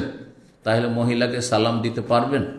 বলতে পারেন যে আপনি আপনার ওয়াইফকে সালাম দিয়ে দিন, বললে জায়েজ, কারণ অনেকে মাইন্ড করে, কেউ যদি বলে বন্ধু বান্ধব আপনার ওয়াইফকে সালাম দিই, কিন্তু আবার ওইটা আবার চোরা রাস্তা না হয়, মানে অসৎ নিয়ত, যদি শয়তানকে আবার এখানে জায়গা দিয়ে নয় যে আজকে ওর মাধ্যমে সালামটা পাঠাবো, কালকে যখন ওর কাছে সালামটা পৌঁছে যাবে তখন বলে হ্যাঁ তাহলে তো আমাকে স্মরণ করে আমার ও স্বামীর ফ্রেন্ড, আর তখন আপনার সাথে একটা লাইন ঘাটের রাস্তা খুলছে। এসব শয়তানি কথা যদি এখানে ভরা থাকে তাহলে এই ফেতনা থেকে অনেক দূরে থাকতে হবে। হ্যাঁ, কারণ শয়তান অধিকাংশ মানুষের অন্তরে বাসা করে আছে, আজকালকার মানুষের অধিকাংশ মানুষের অন্তরে শয়তান বাসা করে আছে, আর যাদের অন্তরে বাসা করে কোন সময় যে বাসা বেঁধে নেই, হ্যাঁ ওই রকমই অবস্থা। সুতরাং সাবধান থাকবেন। কিন্তু যদি দেখেন যে না সেখানে সালাম দিলে আমারও কোনো ফেতনার কারণ নেই, তারাও ফেতনা পড়বেন না, আমিও ফেতনায় পড়বো না, আমার ইমান ততটা আছে আলহামদুলিল্লাহ, আর তারপরে তার পরিবারের যারা পুরুষরা আছে বা তার স্বামী আছে সেও মাইন্ড করবে না, এটা একটা বিষয় আছে, তাহলে তখন সালাম দিতে পারে মহিলাদেরকে। মা আয়েশা রাদিয়াল্লাহু তাআলা কি সালাম বলবে যে ওমর সালাম পাঠ করছেন, ওয়ালা তাকুল, আমার নাম বলবে ওমর সালাম দিচ্ছে, বলবে না যে আমিরুল মুমিনিন সালাম দিচ্ছেন, কারণ আমি আর আমিরুল মুমিনিন না, আমার শেষ, আমি আর আমিরুল মুমিনিন দেশের শাসক নই। কিন্তু আজকালকার শাসকরা মরে গেল, যদি ক্ষমতা ধরে রাখার ক্ষমতা থাকতো ধরেই থাকতো, কামড়ে কবরও গিয়ে ধরে থাকতো, ছাড়তো না। ফাইনি লাস্তলিয়াম আমিলিল মুমিনিনা আমিরান, আজ কি মুমিনদের আমির আমি নই। ওয়াকুল, গিয়ে বলো, ইয়াস্তাযানু ওমরুল খাত্তাব, ওমর ইবনে খাত্তাব অনুমতি চাইছেন আপনার কাছে, কি জন্য পাঠিয়েছিলেন? কবরের জায়গাটা চেয়ে নেওয়ার জন্য। কারণ মা আয়েশার হুজরাতে নবী সাল্লাল্লাহু আলাইহি ওয়াসাল্লাম এবং মা আয়েশার পিতা আবু বকর সিদ্দিক রাদিয়াল্লাহু তাআলা আনহু সেখানে কবরস্থ রয়েছেন। অনুমতি চাইছেন ওমর, কিসের জন্য? আইয়ুদফান মা সাহিবাই, দুই সঙ্গীর সাথে দাফন হওয়ার জন্য। ফাসাল্লামা, গিয়ে সালাম বললেন, ওয়াস্তাজানা, অনুমতি চাইলেন। সুম্মা দাখালা, তারপর আব্দুল্লাহ বিন ওমর প্রবেশ করলেন। ফাওয়াজাদাহা, গিয়ে দেখছেন কায়েদাতান তাবকি, মা আয়েশা রাদিয়াল্লাহু তাআলা বসে কাঁদছেন। খলিফাতুল মুসলিমিন, আমিরুল মুমিনিন আহত হয়েছেন এবং তিনি শেষ বিদায় নিচ্ছেন আমাদের থেকে। তার দ্বারা যে খেদমত হয়েছে ইসলামের ইতিহাসে কোনো শাসক দ্বারা এরকম খেদমত হয়নি। তার দ্বারা ইসলাম যে শক্তিশালী হয়েছে, মুসলিম জাতি যে সুখী হয়েছে দিন দুনিয়ার ক্ষেত্রে, তা ইসলামের ইতিহাসে 1400 বছর ইতিহাসে হয়নি। এটা স্বীকার করার কোনো মানে অস্বীকার করার কোনো সুযোগ নেই, যে স্বীকার একজন কাফেরও করতে বাধ্য। জি, তো দেখছেন যে তিনি কাঁদছেন। ফাকালে ইয়াকরাউ আলাইকুম ওমর ইবনুল খাত্তাব আসসালাম, ওমর বিন খাত্তাব আপনাকে সালাম বলছেন আর অনুমতি চাইছেন তার দুই সঙ্গীর সাথে দাফন হতে। ফাকালা, তখন মা আয়েশা বললেন, কুনতু উরিদু লিনাফসি, আমি তো মনে মনে আমার নিজের জন্য ইচ্ছা রেখেছিলাম, নিজের জন্য ইচ্ছা করেছিলেন যে আমি সেখানে দাফন হব, আমার আব্বা আছে, আমার স্বামী আছে সেখানে। কিন্তু ওয়ালা উসিরান্নাহু বিহিল ইয়াউমা আলা নাফসি, তবে আমার ওপর তাকে প্রাধান্য দেব, যখন তিনি অনুমতি চেয়েই ফেলেছেন, আমি নিজে অন্য কোথাও দাফন হব, কিন্তু আমার জায়গা তাকে দিয়ে দেবো আজকে। ফালাম্মা আকবালা, যখন ফিরে আসলেন সেখান থেকে অনুমতি নিয়ে, কে? আবদুল্লাহ বাবার কাছে। কিলা, তখন লোকেরা তার আশেপাশে যারা আছে আপনজন বলতে লাগলো, হাজা আবদুল্লাহ বিন উমর কাদজা, এই আবদুল্লাহ বিন উমর মা আয়েশার কাছ থেকে ফিরে এসছে, কি যে খবর নিয়ে আসলো। কালা, শুনে তিনি মনের খুশিতে, যে আশা করি অনুমতি পেয়ে গেছি আমি, তিনি বলছেন, উঠতে পারছেন না, ইরফাউনি, আমাকে বিছানাতে উঠিয়ে বসাও, আমাকে একটু আমাকে বসাও, ঠেস দিয়ে। আসনাদাহু রাজুলুন ইলাইহি, জনৈক ব্যক্তি তাকে একটু ঠেস দিয়ে বা হেলান দিয়ে কি করলেন? বসালেন। ফাকাল, বলছেন ছেলে, মালাদাইক, তুমি কি খবর নিয়ে আসলে বলো। কালা আল্লাযী তুহিব্বু ইয়া আমিরুল মুমিনিন, হে আমিরুল মুমিনিন আব্বা, আপনি যেটা চাইছিলেন সেটাই হয়েছে, আপনি অনুমতি পেয়ে গেছেন। জি আলহামদুলিল্লাহ। আজেনা, তিনি অনুমতি দিয়েছেন। কাল আলহামদুলিল্লাহ, আল্লাহ শুকরিয়া আদায় করলেন, আলহামদুলিল্লাহ। মা কানা শাইউন আহাম্মা ইলাইয়া মিন যালিক, এর চাইতে গুরুত্বপূর্ণ বিষয়, চিন্তার বিষয় আমার আর কিছু ছিল না। এটা আমার চিন্তার বিষয় ছিল যে রাসূলুল্লাহ সাল্লাল্লাহু আলাইহি ওয়াসাল্লামের পাশে আর আমার সঙ্গে আবু বকরের পাশে আমি জায়গা পাই কিনা। ফাইজা আনা কাযাইতু, কিন্তু শোনো, আমি যখন দুনিয়া থেকে বিদায় নেব, এখন ইন্তেকাল হয়নি, ওসিয়ত করছেন। কাযাইতু মানে চূড়ান্ত ফয়সালা হয়ে যাবে আমার মৃত্যুর, যে আমার ইন্তেকাল হয়ে যাবে, মৃত্যু হয়ে যাবে। ফাহমেলুনি, তখন আমার মৃতদেহ লাশটিকে উঠিয়ে নিয়ে গিয়ে তার হুজরার কাছে যেও। কোথায়? আয়েশা রাদিয়াল্লাহু তাআলা আনহার কক্ষের কাছে যেও। সুম্মা সাল্লেম, তারপরে গিয়ে সালাম বলবে। ফাকুল, আর গিয়ে বলবে, ইয়াস্তাযানু ওমর ইবনুল খাত্তাব, এখন আবার ওমর ইবনুল খাত্তাব অনুমতি চাইছেন, আমার মারা যাওয়ার পরে আরেকবার অনুমতি নিয়ে। কারণ হতে পারে যে আমি এখন বেঁচে আছি, চক্ষুর লজ্জাতে একটা কথা বলে দিয়েছেন, আর পরে হয়তো তিনি এটার উপর অসন্তোষ বা সন্তুষ্ট না, তিনি হয়তো এটা মন থেকে চান না, বা কোনো একটা ভয়ভীতিও কাজ করছে, এখনও বেঁচে আছে, কি জানি যদি সুস্থ হয়ে যায় এটা খলিফাকে অসন্তুষ্ট করবে ইত্যাদি, থাকতে পারে না দুনিয়া। মানুষ যখন, মানুষের দোষ দুশ্মন কখন থাকে? যখন মানুষ বেঁচে থাকে। মানুষ মারা যাওয়ার পরে দুশ্মনগুলো দোস্ত হয়ে, দুশ্মনের আর দুশ্মনী করে লাভটা কি? আর হিংসা করবে? মানুষ মারা যাওয়ার পরে হিংসা করবে না। হিংসা করে লাভ নেই, কি আর, দুনিয়ার স্বার্থ শেষ। তো বলছেন যে আবার কি অনুমতি চাই, ফাইন আজেনাতলি, তারপর যদি তিনি অনুমতি দেন, ফাদ খেলুন, তখন আমার মৃতদেহ লাশকে ঘরের মধ্যে প্রবেশ করায়। ওয়াইন রাদ্দাতনি, আর যদি তিনি বলেন যে না এখানে দাফন করতে পারবে না, রুদ্দুনি এলা মাকাবের মুসলিম, তাহলে মুসলিমদের সাধারণ কবরস্থানে আমার মৃতদেহ নিয়ে গিয়ে দাফন করি। কোথায়? বাকির কবরস্থানে, বাকিতে দাফন করে দিও। ও জাত উম্মুল মুমিনিন হাফসা, তারপরে উম্মুল মুমিনিন মুমিনদের জননী হাফসা রাদিয়াল্লাহু তাআলা আসলেন। কে? ওমরের কে? মেয়ে, বাপকে দেখতে আসলেন। ওয়ান্নিসাউ তাসির, তার সাথে দল বেঁধে একদল মহিলাও আসছেন সবাই দেখার জন্য খলিফাতুল মুসলিমিন আমিরুল মুমিনিনকে। ফালাম্মা রাআইনাহা কুমনা, যখন আমরা দেখতে পেলাম যে হাফসা রাদিয়াল্লাহু তাআলা আনহা ঘরের দিকে আসছেন আব্বাকে দেখার জন্য, তখন আমরা পুরুষরা সবাই তার কাছ থেকে সেই ঘর থেকে বেরিয়ে বাইরে চলে গেলাম যে বাবাকে একাই তিনি দেখুক। ফাওয়ালা জাত আলিহে, তারপরে তিনি প্রবেশ করলেন আব্বার কাছে। ফাবাকাত ইনদাহু সাআতান, দীর্ঘ সময় সেখানে তিনি কান্না করলেন। জি, তাহলে বোঝা গেল কান্না করা প্রিয়জন আপনজনের জন্য জায়েজ, কিন্তু কোন কান্না জায়েজ নয়? হ্যাঁ, আপনার যেটাকে বলা হয় বিলাপ করে কান্না করা, রোদন করে কান্না করা, বয়ান করে কান্না করা, হাউমাউ করে কান্না করা, চিৎকার করা, এগুলি জায়েজ নেই।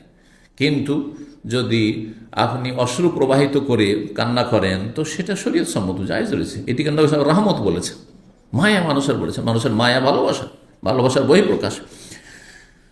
তো তিনি দীর্ঘ সময় ধরে সেখানে কান্না করলেন। ওয়াস্তাযান, তারপরে পুরুষরা আবার দেখতে চাইছেন, যেতে চাইছেন, সুতরাং তারা অনুমতি চাইলেন। যখন পুরুষরা অনুমতি চাইলেন ভিতরে আসার, ফাওয়ালাজা দাখিলাল লাহুম, তখন হাফসা রাদিয়াল্লাহু তাআলা ভিতরে প্রবেশ করলেন। বাড়িতে আরও ভিতরে অন্য রুম আছে, তখন সেখানে প্রবেশ করলেন। ফাসামিনা বুকাহ মিনাদ দাখিল, পুরুষরা বলছেন যে তিনি ভিতরে প্রবেশ করলেন ঠিকই, কিন্তু তার কান্না বন্ধ হলো না আব্বার। এই অবস্থা দেখে ভিতর থেকেও তার কান্নার সারা শব্দ আমরা শুনতে পেলাম। ফাকালু, সাহাবায়ে কেরামগণ, মুহাজিরিন আনসার যারা প্রবেশ করেছেন এই সময় দেখার জন্য, আর তাতে সিনিয়র সাহাবায়ে কেরাম রয়েছেন, তারা বলেন আওসি আমির আল মুমিনিন, হে আমিরুল মুমিনিন, আপনি তো দুনিয়া থেকে চলে যান, আমাদের জন্য কিছু ওসিয়ত করুন, মানে কিছু উপদেশমূলক কথা বলে যান শেষখানে। আর তার সাথে বললেন যে ইস্তাখলিফ, আপনি কাউকে খলিফা নিযুক্ত করে দিয়ে যান, কারণ এটা নিয়ে আবার ঝামেলা একটা থেকেই যাবে, সুতরাং আপনি খেলাফতের একটি সমাধান করে দিয়ে যান। কালা, তিনি বললেন, মা আজাদু আহাক্কা বিহাযাল আমরি মিন হাউলাই নাফার আবির রাহাত আল্লাযিনা তুফিয়া রাসূলুল্লাহ ওয়া হুয়া আনহুম রাদিন, আমি এদের চাইতে বেশি হকদার কাউকে পাচ্ছি না খেলাফতের, এই ক্ষুদ্র দলটির চাইতে বেশি, যারা রাসূলুল্লাহ সাল্লাল্লাহু আলাইহি ওয়াসাল্লামের ইন্তেকালের সময় এমন ছিল যে রাসূল তাদের সবার উপর সন্তুষ্ট ছিলেন। এমন একটি ক্ষুদ্র দল, আল্লাযিনা তুফিয়া রাসূলুল্লাহ, রাসূলুল্লাহ যখন ইন্তেকাল করেন, ওয়া হুয়া আনহুম রাদিন, নবী সাল্লাল্লাহু আলাইহি ওয়াসাল্লাম তখন তাদের সকলের উপর কি ছিলেন? সন্তুষ্ট ছিলেন। কার অসন্তুষ্ট হয়ে দুনিয়াতে বিদায় নেননি। তারা কারা? আশরা মুবাশশারার বাকি যারা ছিলেন তাদের নামগুলি এখানে এসেছে। কে? ফাসাম্মা আলিয়ান, আলী, ওসমান, জুবাইর, তালহা, সাদ বিন আবি ওয়াক্কাস আর আব্দুর রহমান বিন আবি আউফ। তাহলে কার কার নাম নেননি? দুইজনের নাম নেননি। হ্যাঁ, কারণ 6 জন হলো না এখানে, 6 জনের নাম নিলেন। এটা হচ্ছে শুরা কমিটি, এই 6 জনের শুরা করে দিলেন।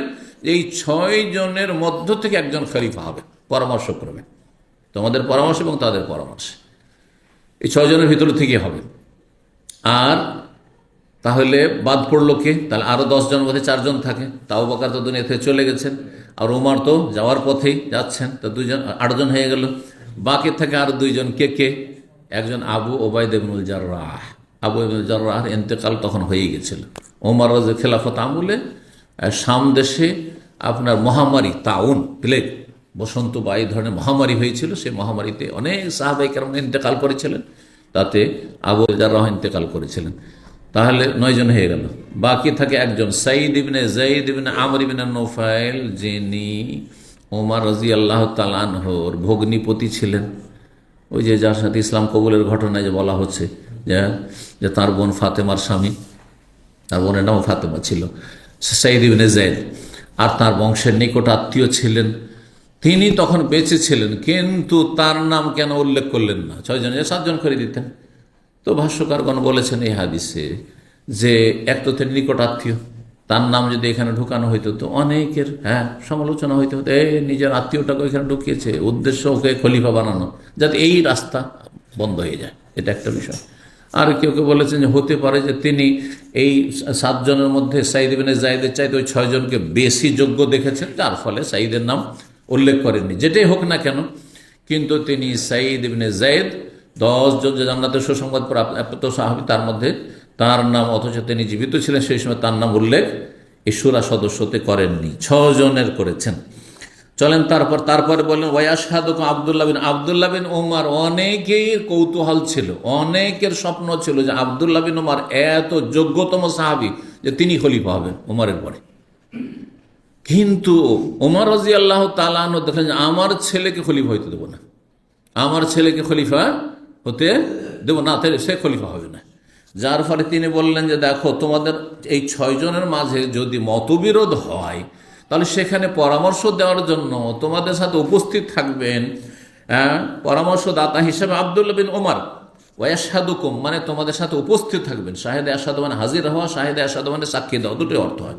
উপস্থিত থাকবেন আব্দুল্লাহ বিন ওমর, কিন্তু ওয়ালাইসা লাহু মিনাল আমরি শাইউন, খেলাফতের বিষয়ে তার কোনো অধিকার নেই, খলিফা হওয়ার সে অধিকার রাখে না, তাকে খলিফা বানাবে না। কিন্তু তাকে রাখলাম কেন বা রাখলেন কেন তিনি? যে তোমাদের পরামর্শে আব্দুল্লাহ বিন ওমর আমার ছেলে থাকবে, কাহাই আতি তাজিয়াত, তার সান্ত্বনামূলক, তারও একটা সান্ত্বনা হইল যে আমার যোগ্যতার একটা মূল্যায়ন হলো। আর অন্যরা যারা ভাবছিল যে আব্দুল্লাহ বিন ওমর তো অনেক যোগ্য, কিন্তু খলিফা হইতে পারবেন, তো তারাও ভাবলো যে না, তার ছেলে আছে একজন পরামর্শদাতা হিসাবে, কিন্তু খেলাফতের রাস্তা বন্ধ করে গেছে যাতে সমালোচক, শত্রু বলার সুযোগ না পায়। জি, এই জন্য সবসময় শত্রু থেকে সতর্ক সাবধান থাকতে হয়। এমন কোনো সুযোগ যারাই দিয়েছে তারাই কিন্তু সমালোচনার পাত্র হয়েছে। জি, তারপরে দেখেন না শিয়া ইসলামের দুশ্মন, সাহাবেকে দুশ্মনরা কি বলছে, নাউজুবিল্লাহ। শুধু আবু বকর ওমরকে বেঈমান বলছে না, নাউজুবিল্লাহ, কাফের তারা, নাউজুবিল্লাহ, মুসলমানই না তাদের কাছে। এই হচ্ছে শিয়াদের ইসলাম। আর এই হচ্ছে আমাদের বাংলাদেশের এক শ্রেণীর শিয়াপন্থীদের অবস্থা, যা তারা শিয়াদের দোস্ত, সাহাবায়ে কেরামদের শত্রুদেরও দোস্ত। তো সাহাবায়ে কেরামদের শত্রুদের দুশ্মনের দোস্ত কে হইতে পারে চিন্তা করুন দেখি। এদের দ্বারা ইসলামের কাজ হবে? এরা ইসলামের দোহাই দিয়ে ক্ষমতায় যেতে চায় শুধু। জি, এদের থেকে সতর্ক সাবধান। কারণ যারা দুনিয়ার পেটের জন্য নেতৃত্ব দিচ্ছে তাদেরকে চিনছে যে এরা পেটের জন্য রাজনীতি করছে, কিন্তু এরা ধর্মকে ব্যবহার করে তারা পেট পূজা করতে চাইছে, নেতৃত্বে যেতে চাইছে। সুতরাং এদের অনিষ্ট আরও বেশি। আল্লাহ বুঝার তৌফিক দান করুন, এবং এদেরকে আল্লাহ যেন কখনো শক্তিশালী না করে। কারণ এরা ধর্মের নামে মানুষকে গুমরাহ করেছে, যেটা ধর্ম নয় সেটাকে ধর্ম বলে আখ্যায়িত করছে। তো বলছেন ফাইন আসাবাতিল ইমরাত সাদান, তারপরে ওমর বললেন যে দেখো, সাদ বিন আবি ওয়াক্কাস এদের মধ্যে খুব যোগ্য, যদি খেলাফত সাদ পেয়ে যায় পরামর্শক্রমে, ফাহুয়া জাকা, তাহলে ভালোই, সাদ বিন আবি ওয়াক্কাস খলিফা হলেন। ওয়াইল্লা, যদি সে না হয় বা তার ভাগ্যে না আসে, ফালিয়াস্তাইন বেহি আইয়ুকুম মা উমরা, যে কেউ তোমাদের আমির মানে খলিফা হোক না কেন, সাদ বিন আবি ওয়াক্কাস বড়ই যোগ্য ব্যক্তি, তাকে তোমরা উপেক্ষা করবে না, তার পরামর্শ সবসময় নেবে, তার পরামর্শ নিয়ে দেশ পরিচালনা করবে, কারণ তিনি বড়ই যোগ্য ব্যক্তি। ফাইনিলাম আজেল মিন আজদিন ওয়ালা খিয়ানাতিন, ঘটনা আরও কিছু আছে। সেটা হচ্ছে যে ওমর রাদিয়াল্লাহু তাআলা আনহু সাদ বিন আবি ওয়াক্কাসকে ইরাকের গভর্নর ছিলেন, সেখান থেকে বরখাস্ত করেছিলেন। তো কাউকে যদি খলিফা বরখাস্ত করে থাকেন তো অনেকে ভাবতে পারে যে নিশ্চয়ই তিনি তার মধ্যে কোনো দোষ আছে, সেই জন্য হয়তো বরখাস্ত করেছেন। তো যখন তাকে একটা অঞ্চলের গভর্নর পোস্ট থেকে বরখাস্ত করা হয়েছে, সে কি করে খলিফা হতে পারে? হতে পারে না, পারে না। যে ওমর রাদিয়াল্লাহু যাকে বরখাস্ত করেছেন সে আবার কি করে খলিফা হইতে পারে? সেই জন্য এই সংশয় নিরসনের উদ্দেশ্যে তিনি বললেন যে দেখো, সাদকে যে আমি বরখাস্ত করেছি, লাম আজেলহু মিন আজজিন, সে অপারগ এই জন্য নয়, ওয়ালা খেয়ানাতিন, আর সে অবিশ্বস্ত, যে বিশ্বস্ত নয় সেই জন্য তাকে অপসারণ করেছি বা তাকে বরখাস্ত করি, এটাও নয়, বরং তাতে সেটা একটা কৌশল ছিল। কারণ অনেক সময় অনেক ওপরে মানুষ উঠে গেলে আর তারপরে এটি একটি কৌশল যে ওখানে যদি থেকে যায় তাহলে বিভিন্ন ক্ষতির দিক আছে। সবসময় স্থায়ীভাবে কেউ যদি দীর্ঘদিন ক্ষমতা থেকে যায়, ওদের কি ক্ষতি আছে? আমার ছাড়া আর কেউ দেশ চালাতে পারবে না, ওর মধ্যে একটা আত্মহংকার চলে আসতে পারে। হয় না, হয় না? যেই দলটির 5 বছর নয় 10 বছর 15 বছর চালিয়েছে, ওরা ভাবছে আমাদের ছাড়া দেশটিকে আর কেউ দেশ চালাতে পারে, বলছে না, বলছে না? এটা কোত্থেকে আসলো? ওই যে দীর্ঘ সময় থেকেছে সেই জন্য।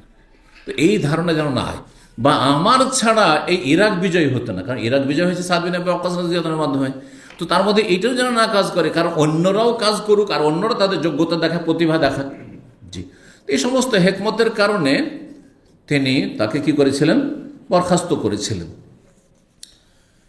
তো তাই বলে দিলেন যে এটা মনে করিও না যে তিনি অবিশ্বস্ত, তিনি কোনো খেয়ানত করেছেন, তিনি অপারগ ছিলেন, অযোগ্য ছিলেন, আর অযোগ্যতার কারণে তাকে আমি সরিয়েছি, এমনটাও নয়। সুতরাং তাকে যদি খলিফা বানিয়ে দেওয়া হয় তো তোমরা মানবে, আর সে খলিফা না হইতে পারে সাদ, তাহলে তার পরামর্শ নিয়ে কিন্তু দেশ চালাবে তোমরা।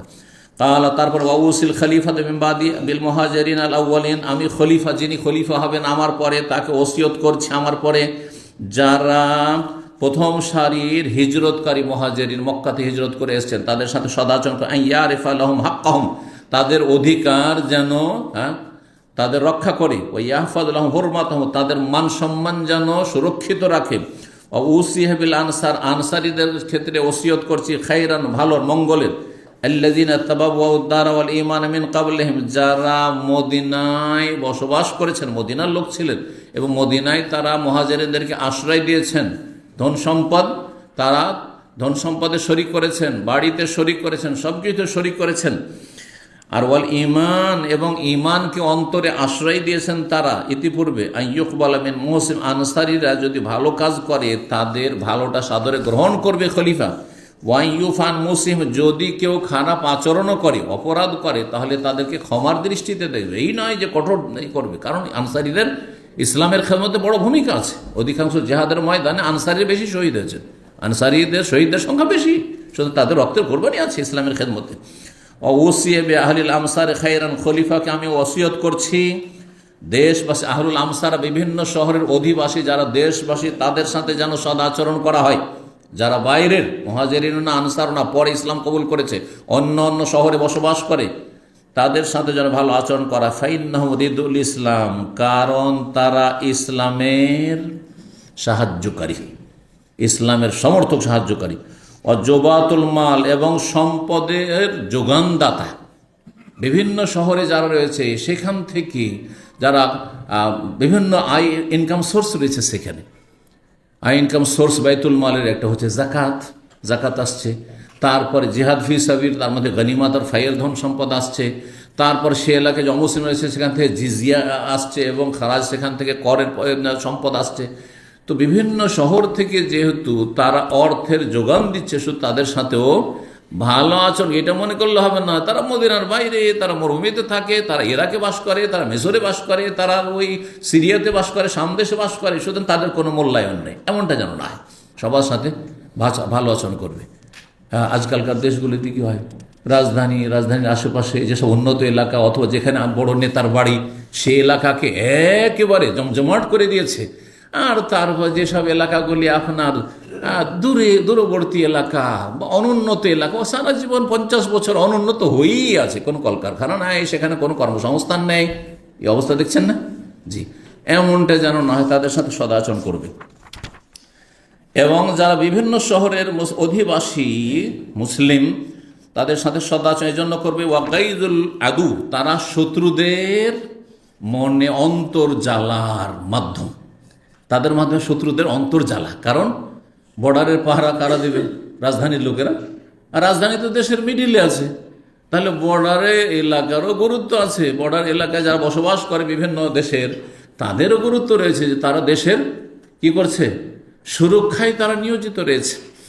ওয়াল্লা ইউখাযা মিনহুম ইল্লা ফাযলাহুম, এবং তাদের থেকে তাদের খরচা বাদ দিয়ে অতিরিক্ত ধন সম্পদ যেটা থাকবে সেখান থেকে যেন জাকাত না হয়। এমন নয় যে প্রথমখানে গিয়ে তাদের খাওয়া দাওয়ারও দিলেন, আগে এই জাকাত দাও, এত টাকা দাও, এমনটা যেন জুলম অত্যাচার না করা হয়।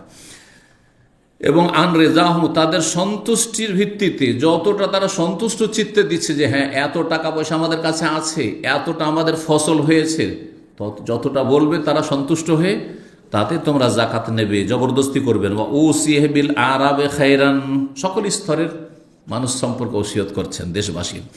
বলছেন যে যারা পল্লীবাসী, আরাব বেদুইন, যারা যাযাবরের জীবনযাপন করে মরুভূমিতে, হ্যাঁ ছাগলের পাল নিয়ে, তারপর উটের পাল নিয়ে, এইসব নিয়ে যারা বসবাস করে তাদের সাথেও তোমরা ভালো আচরণ করবে। খলিফাকে তিনি উপদেশ দিচ্ছেন, যিনি আগামী খলিফা হতে যাচ্ছেন আগামী দিনের।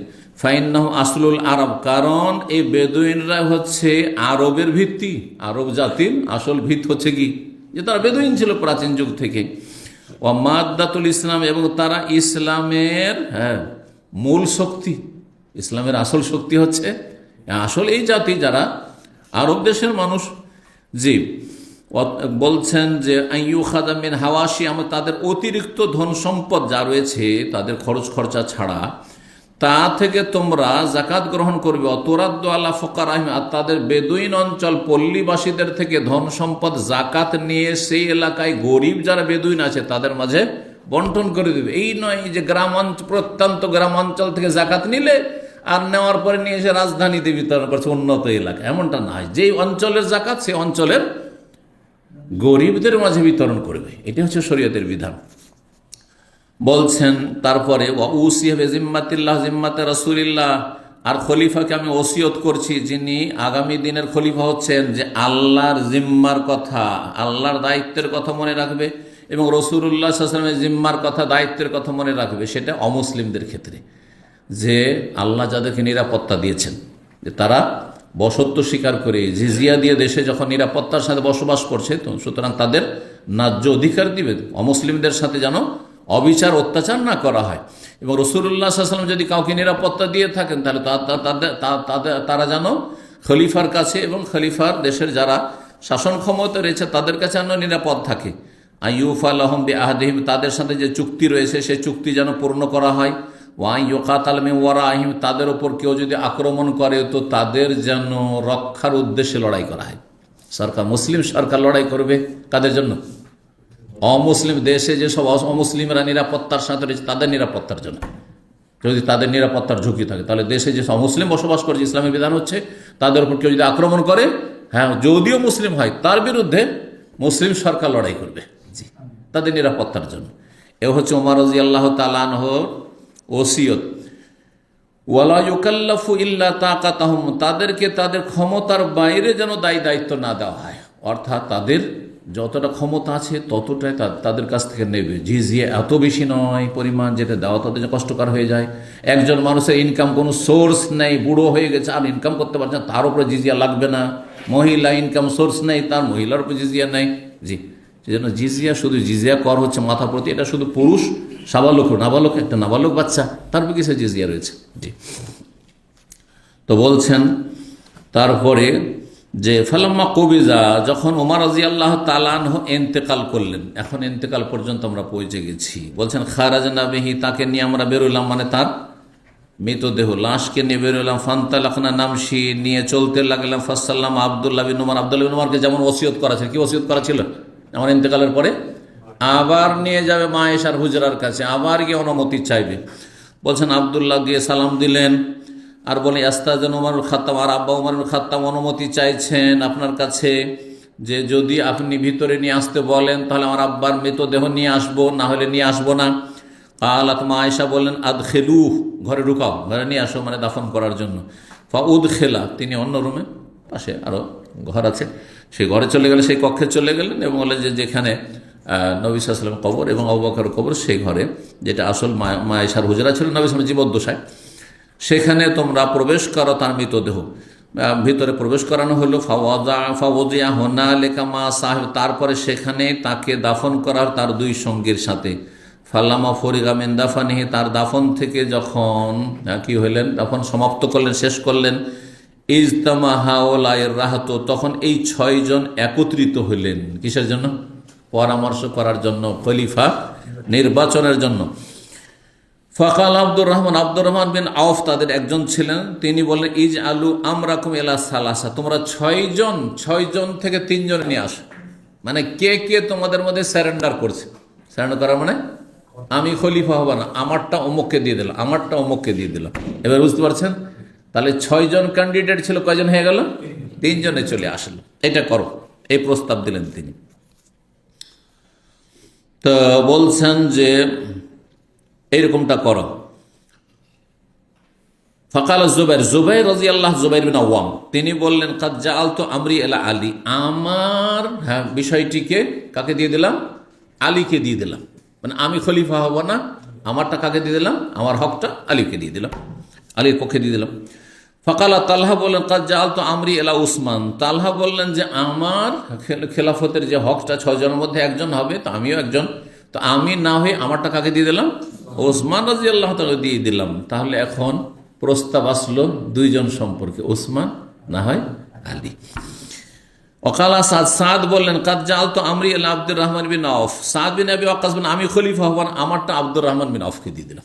আব্দুর রহমান আউফ আমার হকটা গ্রহণ করবেন। ফাকাল আব্দুর রহমান বল আইয়ুকুমা তাবাররা মিন হাযাল আমরি ফানাজালু ইলাইহি, এখন তাহলে কে কে কে তাহলে কে খেলাফতের থাকছেন? ক্যান্ডিডেট কে থাকছেন? ওসমান, আলী আর আব্দুর রহমান আউফ। আব্দুর রহমান আউফ বলছেন তোমাদের উভয়ের 2 জনের, মানে ওসমান আর আলী, ওই 2 জনকে বলছেন তাবাররা মিন হাযাল আমরি, তোমাদের 2 জনের মধ্যে একজন যদি নিজের অধিকারটি ছেড়ে দেয় যে আমি নেব না, ফান্নাজ আলহু ইলাইহি, তাহলে যিনি বাকি থাকবেন অবশ্যই তাকে আমি দিয়ে দেবো, আমিও নেব না। এবার বুঝতে পারলেন? আল্লাহ ওয়াল্লাহু আলাইহি ওয়াকাযা আল ইসলাম, আল্লাহ এর ওপর রক্ষণাবেক্ষণকারী, আল্লাহ এর উপর সাক্ষী রয়েছেন যে আমি নেতৃত্ব খেলাফত নেব না। এবং তোমাদেরকে ইসলামের দোহাই দিয়ে বলছি যে লা ইয়ানজুরান্না আফদালাহুম ফি নাফসিহি, যে প্রত্যেকে দেখুক যে আমাদের মধ্যে কে বেশি শ্রেষ্ঠ, কে বেশি উত্তম। ফাউসকিতা শাইখান, তখন 2 শেখ, 2 মুরব্বী অর্থাৎ উসমান রাদিয়াল্লাহু তাআলা আনহু এবং আলী 2 জনে নীরব হয়ে গেলেন। তারা আমারটা অমুককে দিয়ে দিলাম, কেউ বললেন না, আলীও বললেন না যে আমি ওসমানকে দিয়ে দিলাম, আর ওসমানও বললেন না যে আমি আলীকে দিয়ে দিলাম। ফাকাল আব্দুর রহমান বললেন আফাতাজআলুনাহু ইলাইয়া, তাহলে আমাকে কি দায়িত্ব দেবে যে আমি আপনাদের মধ্যে যার নাম বলবো সেটা মেনে নেবেন আপনারা? নিজে হবেন না, উনি বলছেন আমি হব না, কিন্তু আপনারা যখন 2 জনে নীরব থাকলেন, তার মানে আলী রাদিয়াল্লাহু তাআলা আনহু খলিফা হওয়ার জন্য প্রস্তুত এবং তিনিও যোগ্য, এতে কোনো সন্দেহ নেই। এবং উসমান রাদিয়াল্লাহু তাআলা খলিফা হওয়ার জন্য প্রস্তুত, তিনিও যোগ্য, এতে কোনো সন্দেহ নেই, যোগ্য সবাই। জি, এই জন্য 2 জনের মধ্যে কে বেশি যোগ্য এই নিয়ে আহলে সুন্নাতে ইখতিলাফ রয়েছে। একদল আহলে সুন্নাত বলেছেন যে আলী বেশি যোগ্য, আর একদল অধিকাংশ আহলে সুন্নাত বলছেন যে ওসমান বেশি যোগ্য। তবে যার ওপর মজলিসে শুরা পরামর্শ ভিত্তিতে কি হয়েছে, সমর্থন পড়েছে, তিনি যখন খলিফা হয়ে গেছেন তখন তিনি খলিফা, তিনি তৃতীয় খলিফা। এতে আবার দ্বিমত চলবে না যে তিনি কেন হইলেন বা তাকে কেন করা হলো না, এটা না, তারপরে এজমা হয়ে গেছে, ঐক্যমত হয়ে গেছে। এবার বোঝা গেছে না? ধরেন আমার মতো আর একজন আছে, আমার 19-20, আমার চাইতে যদি একটু ছোটও থাকে, কিন্তু আমাকে না করে আমার চাইতে যে নিয়াত তাকে করা হইলো, যখন সবাই করে নিল, তাতে আমার আপত্তি করার কোনো অধিকার নেই, এবং অন্যের কোনো আপত্তি করার, যারা আমার সমর্থক ছিল তাদেরও কোনো আপত্তি করার কোনো অধিকার নেই। এটা হচ্ছে শরীয়তের বিধান। তো বলছেন আব্দুর রহমান বলছেন আফাতাজআলুনা ইলাইয়া, আমাকে কি আপনার দায়িত্ব ন্যস্ত করছেন? ওয়াল্লাহু আলাইয়া আল্লাহ আলু আন আফজালুকুম, আল্লাহর কসম করে বলছি যে আমি আপনাদের মধ্যে যে বেশি শ্রেষ্ঠ তাকে মনোনীত করতে কোন রকমের ত্রুটি করব না। আমি আপনাদের মধ্যে যে বেশি শ্রেষ্ঠ তাকে খলিফা হিসাবে তার নাম আমি উল্লেখ করব, যদি আমাকে এই দায়িত্বটা আপনারা 2 জন দিয়ে দেন। কে কে? উসমান এবং আলী রাদিয়াল্লাহু তাআলা আনহুমা। কালা না, উভয়ে তখন বললেন হ্যাঁ ঠিক আছে, তুমি যার নাম বলবে, অসুবিধা নেই। ফাখাযা বিয়াদিহিমা, তারপরে 2 জনের একজনের সাথে নির্জনে কথা বললেন আর বললেন লাকা কারাবাতু মিন রাসূলিল্লাহ সাল্লাল্লাহু আলাইহি ওয়াসাল্লাম, আপনি রাসূলুল্লাহ সাল্লাল্লাহু আলাইহি ওয়াসাল্লামের নিকট আত্মীয়, তার মানে তিনি ছিলেন আলী। ওয়াল কাদাম ফিল ইসলাম, এবং ইসলাম, আপনি ইসলামের প্রথম যুগে ইসলাম গ্রহণ করেছেন, যখন তিনি নাবালক ছিলেন, বালক বালকদের মধ্যে প্রথম ইসলাম গ্রহণ করেছেন আলী রাদিয়াল্লাহু আনহু। মা কাদালাম, তা সেটা আপনি জানেন যে আপনি প্রথম যুগে ইসলাম গ্রহণ করেছেন এবং আপনি রাসূলুল্লাহ সাল্লাল্লাহু আলাইহি ওয়াসাল্লাম নিকট আত্মীয়, এক তো চাচাতো ভাই, 2 নম্বর হচ্ছে জামাই। ফাল্লাহু আলাইকা, আল্লাহর দোহাই দিয়ে আপনাকে বলছি, লাইন আম্মার তোকালা, তাদের আপনাকে যদি আমি খলিফা বলে ঘোষণা করে দিই তাহলে অবশ্যই যেন আপনি সুবিচার করেন দেশে। ওয়ালাইন আম্মার তো, আর যদি আমি খলিফা বানিয়ে দিই, খলিফা বলে ঘোষণা করে দিই উসমানকে, লাতাসমা আন্না ওয়ালা তুতি আন্না, তাহলে অবশ্যই তার কথা শুনবেন এবং তার আনুগত্য করবেন, কারণ সেটা ফরজ আপনার উপর। আপনাকে যদি আমি খলিফা বানিয়ে দিই তাহলে আপনি কি করবেন? দেশে ইনসাফ সুবিচার প্রতিষ্ঠা করবেন। আর আপনাকে না বানিয়ে যদি ওসমানের নাম উল্লেখ করি তাহলে তার কি করবেন? কথা শুনবেন এবং মানবেন, কারণ নাফরমানি এবং বিরুদ্ধাচার বিদ্রোহ জায়েজ নয়। জি, তো যেটাই করি মানবেন তো আপনি। সোম্মা খালাবিল আখার হয়ে গেল, তাহলে আলীর সাথে কথা। আলী বল ঠিক আছে। সোম্মা খালাবিল আখার, তারপর নির্জনে গেলেন অপরজনের সাথে, মানে ওসমান রাদিয়াল্লাহু তাআলার সাথে। ফাকাল অনুরূপ বললেন, তিনি বললেন আপনিও রাসূল, আপনি আপনার নিকট আত্মীয়, কারণ কোরেশ বংশের, তিনিও কোরেশ বংশের, যদি একটু দূরের রক্তের দিক থেকে কিন্তু কোরেশ বংশের। তার আর এক দিক থেকে প্লাস পয়েন্ট যে আলী রাদিয়াল্লাহু তাআলা 1 মেয়ে দিয়েছেন রাসূলুল্লাহ সাল্লাল্লাহু আলাইহি ওয়াসাল্লাম, কিন্তু উসমানকে 2 মেয়ে দিয়েছেন। 2 মেয়ে সাধারণত সামান্য জামাইয়ের মধ্যে ত্রুটি থাকলে কেউ দেবে না, আপনিও দেবেন না, আমিও দেবেন না, আমি আর অন্য ভালো জামাই খুঁজবো, ঠিক কিনা? একেবারে অনেক বেশি যদি ভালো না হয় সেই ছেলে, তাহলে কখনো দুটো মেয়ে তার সাথে ফাঁসাবেন না আপনি। কথা বুঝতে পারছেন তাই না? তাহলে নবী সাল্লাল্লাহু আলাইহি ওয়াসাল্লাম যে 2 মেয়ে দিয়েছেন, যেমন তোমার কথা নয়, যেমন তোমার কথা নয়, কত বড় মর্যাদা তার ছিল। তো এই কথাগুলি তাকে বললেন যে আপনিও নিকট আত্মীয় এবং আপনিও প্রাচীন যুগে ইসলাম গ্রহণ করেছেন, আর ইসলামের জন্য অঢেল ধন সম্পদ আপনি আল্লাহ রাস্তা ব্যয় করেছেন, যেগুলো ওসমান দ্বারা হয়েছে, কারণ উসমান ধনাঢ্য ব্যক্তি ছিলেন। ফালাম্মা আখায আল মিসাক, তাদের কাছ থেকে যখন ওয়াকাট্ট চুক্তি নিয়ে নিলেন, হ্যাঁ, যে উসমানকে ওই কথাই বললেন, যদি আপনাকে খলিফা আমি নিযুক্ত করে দিই, ঘোষণা করে দিই, তাহলে আপনি সুবিচার করবেন দেশে, আর যদি আপনাকে না করে অন্য কাউকে করি, আলীকে করি, তাহলে আপনি তার কথা শুনবেন এবং আনুগত্য করবেন, অনুগত থাকবেন, বায়াত করবেন। কালা, এই কথা বলার পরে যখন তিনি মানে ঠিক আছে, কালা ইরফা ইয়াদাকা ওসমান, ওসমান আপনি হাত বাড়ান। ওসমান রাদিয়াল্লাহু বলছেন আপনি হাত বাড়ান। ফাবায়াহু, তারপর আব্দুর রহমান বিন আওফ তার সাথে বায়াত করলেন যে আপনি আমার খলিফা, আপনার সাথে বায়াত করছি। ও বায়াহু আলী, সাথে সাথে আলী রাদিয়াল্লাহু তাআলা আনহু বায়াত করলেন। তাহলে আর আপত্তি আলী রাদিয়াল্লাহু তাআলা আর থাকলো না, যে না না না না আমি মানব না, এই কথা তো নাই। হ্যাঁ, তো তিনিও বায়াত করলেন। বায়া লাহু আলী, আলী রাদিয়াল্লাহু তাআলা তার সাথে বায়াত করলেন উসমানের সাথে। ওয়ালাজা আহলুদ্দারি, তারপরে পরেই বাড়িতে যারা ছিল, আর কেউ কেউ বলেছে দার মানে দারুল মদিনা, মদিনায় যারাই ছিল মদিনাবাসী সকলেই একের পরে এক আসতে লাগলো। ফাবায়াহু, এসে উসমান রাদিয়াল্লাহু তাআলা আনহুর সাথে সকলেই বায়াত করলেন খেলাফতের। এইভাবে খলিফা নির্বাচন হলেন কে? ওসমান রাদিয়াল্লাহু তাআলা আনহু। এখানে আজকের আলোচনা শেষ করছি। জাযাকুমুল্লাহু খাইরান ওয়া সাল্লাল্লাহু আলা সাইয়্যিদিনা মুহাম্মদ ওয়া আলা আলিহি ওয়া সাহবিহি আজমাইন।